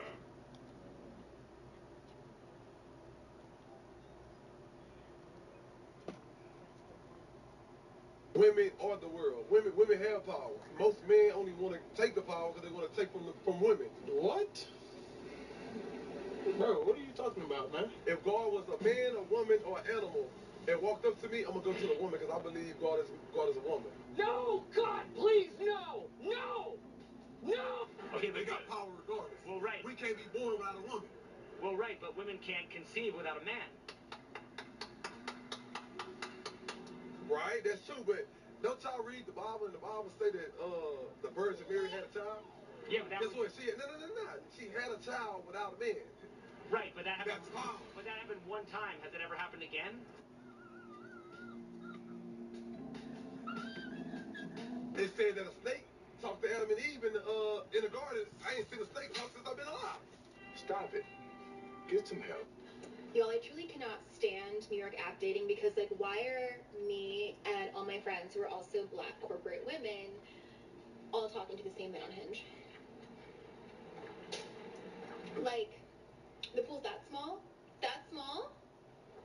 And, like, we're obviously going to show each other's matches. So, like, now it's awkward.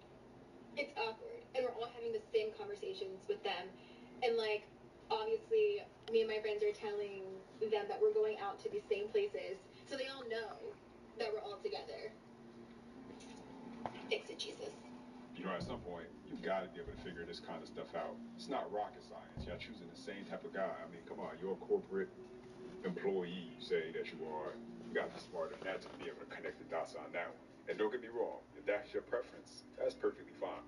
I ain't gonna argue with you right there. But I do hope that you and your friends are ready to battle it out, because the men that y'all be always talking about y'all want, there ain't really that many of them going around. And if you think it's just your small group of friends that's having this conversation, it's you and thousands of other small little groups of female friends who are having that same conversation. Some of them aren't even in a corporate setting.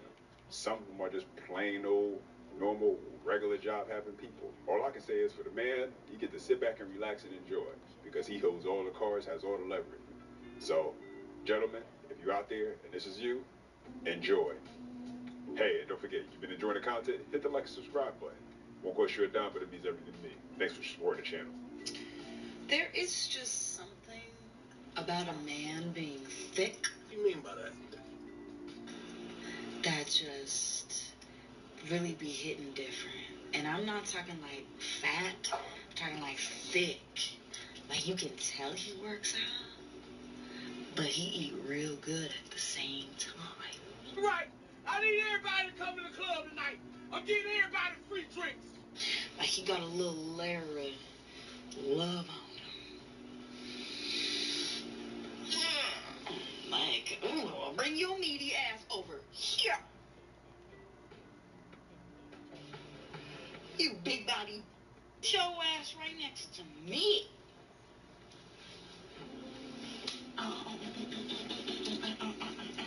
Like that. I'm about to fix your plate. What you cook? Grits and sausage, burnt just how you like it. I don't care. I don't want that today. I'm gonna eat some cereal. Okay, no problem. Which one do you want? I'll fix it for you. Oh, that's sweet. Hey, babe, I'm not gonna help clean. I'm about to go shoot a music video with the homies. Well, no problem. Shoot 2 or 3 if you can. Oh, damn. Here you go, babe. I don't really feel like changing none of his diapers today or none of that. I'm not in the mood, okay? That's okay. Mommy got it. Yeah, really? Yeah. Okay. Hey, babe, I'm not gonna take a shower today. I got a splinter in, like, one of my fingers, and, yeah, I ain't gonna be able to use my hand. It's okay. I'll wash your clothes for you. Oh, snap. Hey, babe, I know you just washed 3 loads of clothes, and I said I was gonna help fold them, but I'm about to make a TikTok. That's fine. TikTok comes first. Do your thing. All right. Hey, babe. Yes. My ex just hit me up on the ground. Uh-huh. She wanna come over for dinner. Does she like chicken? Anybody would love your chicken, baby. All right. Well, let's do it. Hey. You know, that was funny. She was a good sport with that one. It was cool that she was willing to play along with that and not take herself too seriously, especially in today's world where some women can be overly sensitive about subjects and you can't really even joke with them about things. And, you know, it could be always this confrontation. And so that was pretty cool. You got to be able to have a little bit of lighthearted fun when you're in a relationship with somebody, because that's how you know, keep each other, you know, enjoying each other's company and not feeling like it's getting boring or stale or anything like that. So that was pretty funny. Okay, listen. There's no way I'm this hot and single. There's no reason. So taking boyfriend applications for sweater weather, fall season. Husband applications. Yes. We're taking husband applications. You know, we all know this type right here. It may look good, but it's going to come with a lot of headaches that most men don't even want to bother dealing with. And it's always funny because it's always these women who, you know, consider themselves to be the most attractive women, the most, you know, beautiful women. That's always, you know, the ones that's end up being like the most single. And while other women who, you know, some may say aren't as attractive as these women, you know, they somehow can find a man that's like, maybe it's you because you don't know how to perhaps come down off your high horse thinking that you just should have a man just, you know, grovel at his feet and pedestalize you. Either way, it's going to take more than just looking good. You got to have some personality. You got to have some humility about yourself. And those are two things she looks like she's lacking in Lou. So it looks like it's going to be a little bit of a rough climb for her when it comes to the dating department anyway. He with me no more. What's the problem? The problem is that I've been waiting on him to divorce his wife for 3 years. We've been together for 3 years. I mean, I guess people could say I'm like his side chick or whatever. Mister. But that's my man. That's my man. He takes care of me. Nah. You the side chick. He has paid for stuff for me. I've been on trips with him. I mean, this man is an executive at a company here in Atlanta. He was having problems. Him and his wife, they not really doing it. And so we've been together. He told me that he was going to leave his wife. We were going to be together. And now he's talking about... Oh, man, no. And you believed him? Come on now. Come on. Nah, we not going to do this today. You going to believe... Really? She going to believe the guy who says, yeah, I'm going to leave my wife for my side piece. Is that not like the oldest trick in the book? You're kidding me right now. That still works. That still works. I got these magic beans I'll sell you too. You believe that? I got these magic beans I'll sell you. You don't want to be with me, and I'm not having it. I'm not having it. Now, I was going to go to the AJC. I was going to blast him out on social media, but, you know, I figured I would do this first. So you've been the mistress of an Atlanta executive at a popular company here in the city, and for 3 years you were the mistress, and now he's deciding he doesn't want to do this. But why do you want to blast him? I don't understand. Because I'm hurt, Frank. I'll tell you one thing, she ain't never played a team sport because she don't know how to play her position. You try and get in the starter lineup when your role has always been designated to the bench. Now, something you want to talk about, can I get in the starting lineup, coach? No. You play six-man. That has been your position. You've been happy with that position. You get buckets from that position. Don't try to do nothing else but play your position. Now she wants to switch it up and try to blow this man's spot up because of what he's doing. Listen, I'm not going to say he's right for what he's doing, cheating and everything, especially if it's behind his wife's back. But don't sit here trying to ruin this man's life because you don't like the position that you in. You already knew what it was. You knew he had a wife. Like 3 years, I've been waiting on this man to do what he said he was going to do. I love him. I've been the wife. I have been his wife. I have been the one that is taking care of his needs. I have been the one that has been on trips for him. I've done stuff for him. I have done stuff with him. Like, I am the wife, and I'm not having it. It's not. I bet you she wasn't there for no holidays. No Christmas, no Thanksgiving, no Easter, none of those holidays. Yeah, she went on a couple trips. I definitely believe that. She went on some couple trips, some couple weekends where, you know, my man was probably like, I gotta go out business meet and everything. He brought her along, but I guarantee she was not around for none of the major holiday celebrations. You're just not gonna leave me, Wait okay? a minute, Bria, you're not the wife. I mean, not on paper, but I basically do all the things that the wife is supposed to do. I'm there for him. I listen to him when he has a bad day, when he needs whatever. I'm there for him. I am the wife. As far as I'm concerned, he just needs to get rid of her and make this thing and do what he said he was gonna do and make this thing right. But I don't understand why you want to go to the paper. Come on. Because he's just not leaving me. We're not doing that. We're not doing that. What do you mean he's just not leaving you? I have been loyal to this man, and he is going to keep his word. Okay? He's going to keep... We don't know how this story ends, but if I was a betting man, she'd probably end up begging for him back because she knew her position, and it was a good spot when she sits down and reflects on it. She gonna be like, man, I had a good position. Let me go get this guy back. He taking me on trips. He's doing all this for me, and here I am trying to crack the starting lineup when I had a perfectly good position getting role player minutes, and I want to go and mess it up. If that's the position you're gonna play in life, understand what it comes with, and if you accept it, you accept it. Listen, cheating is never okay. I think you gotta have some type of moral compass to stand on, so it doesn't put him in the right, but she knew what it was. Anyway, guys, questions, comments, and feedback, leave them down below. Hit that like and that subscribe button for me, and as always, I'll see you next time.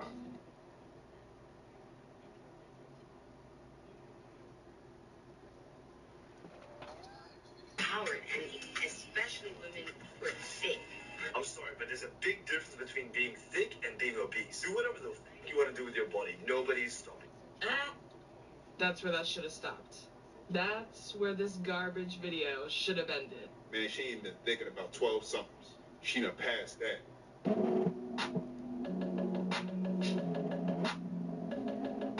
already know what time it is. Charles Podcast, be back with another video. Let me take care of this YouTube stuff real quick.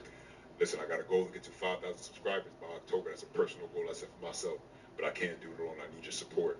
I'm going to continue to push out this content. I'm going to continue to talk about the topics and the subjects that I find interesting and that I want to share my perspective on. And I want to continue to be a voice for the everyday man out there, because if you don't notice by now, they're trying to silence the everyday man's voice by making them more feminine. And if you ain't getting along with their agenda, then it's pretty much saying there's no place for you here. Unless you're a 1% man, or you're a woman, or you go along with what they're saying. So I'm gonna continue to push out this content, but I need your support. So it don't cost you nothing. Go ahead and hit that like and that subscribe button for me right now. Show your support for the channel.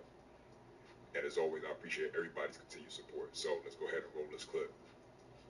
According to inside research from dating website OkCupid, no matter how old a man is, he will always be attracted to women in their early 20s.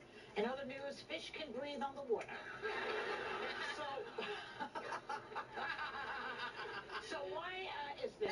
What comments do you have? Any thoughts on this? I was surprised at that. I thought as men got older, they would be attracted to, attracted to women their own age. That's what they're thinking with their brains, which they don't do. Unfortunately.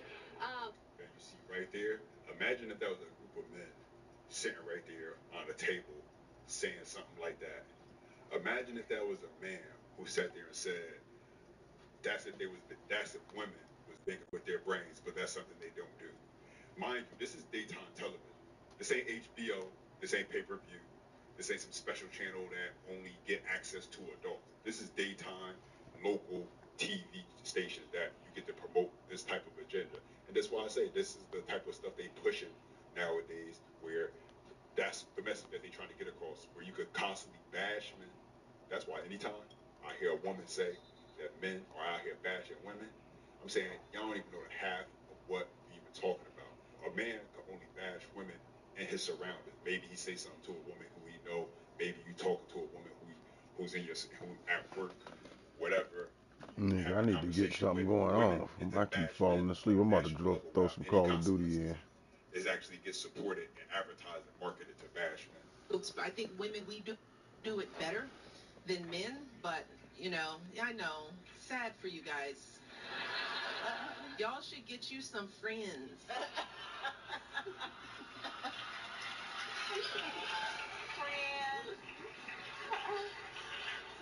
Get you some friends and talk to each other. Because I see a lot of men laughing. Y'all need to go talk to each other about your stuff, because there's so much of it. it's so messy. Talk about why y'all the way you are. The worst people to deal with are the athletes. None of them use condoms, really. So if y'all really want to try to come up off a check off a man, you could just an athlete. They're really dumb. This is a PSA for all the men out there and all the boys who think they're men, but they're actually boys. This is going to be the summer of canceling boys. Now, I've often talked about the pussification of America and how men are no longer men. I talk to my mom about this a lot, and she says, well, maybe it's just the guys in Texas. Maybe it's just the guys in Los Angeles. Maybe it's just the guys, it is not just the guys in Los Angeles, Nashville, Dallas, and they're not any better in the Midwest. They, quite frankly, I think they're trash all over this country. And the age range of about 20 to I think about 55, maybe even 60. A lot of men are trash. A lot of men don't know how to treat women. A lot of men don't know how to really, quite frankly, pull their heads out of the sand and pay attention. So I am going to help you. Stereotype of men insisting they do not need to pull over for directions may be legit.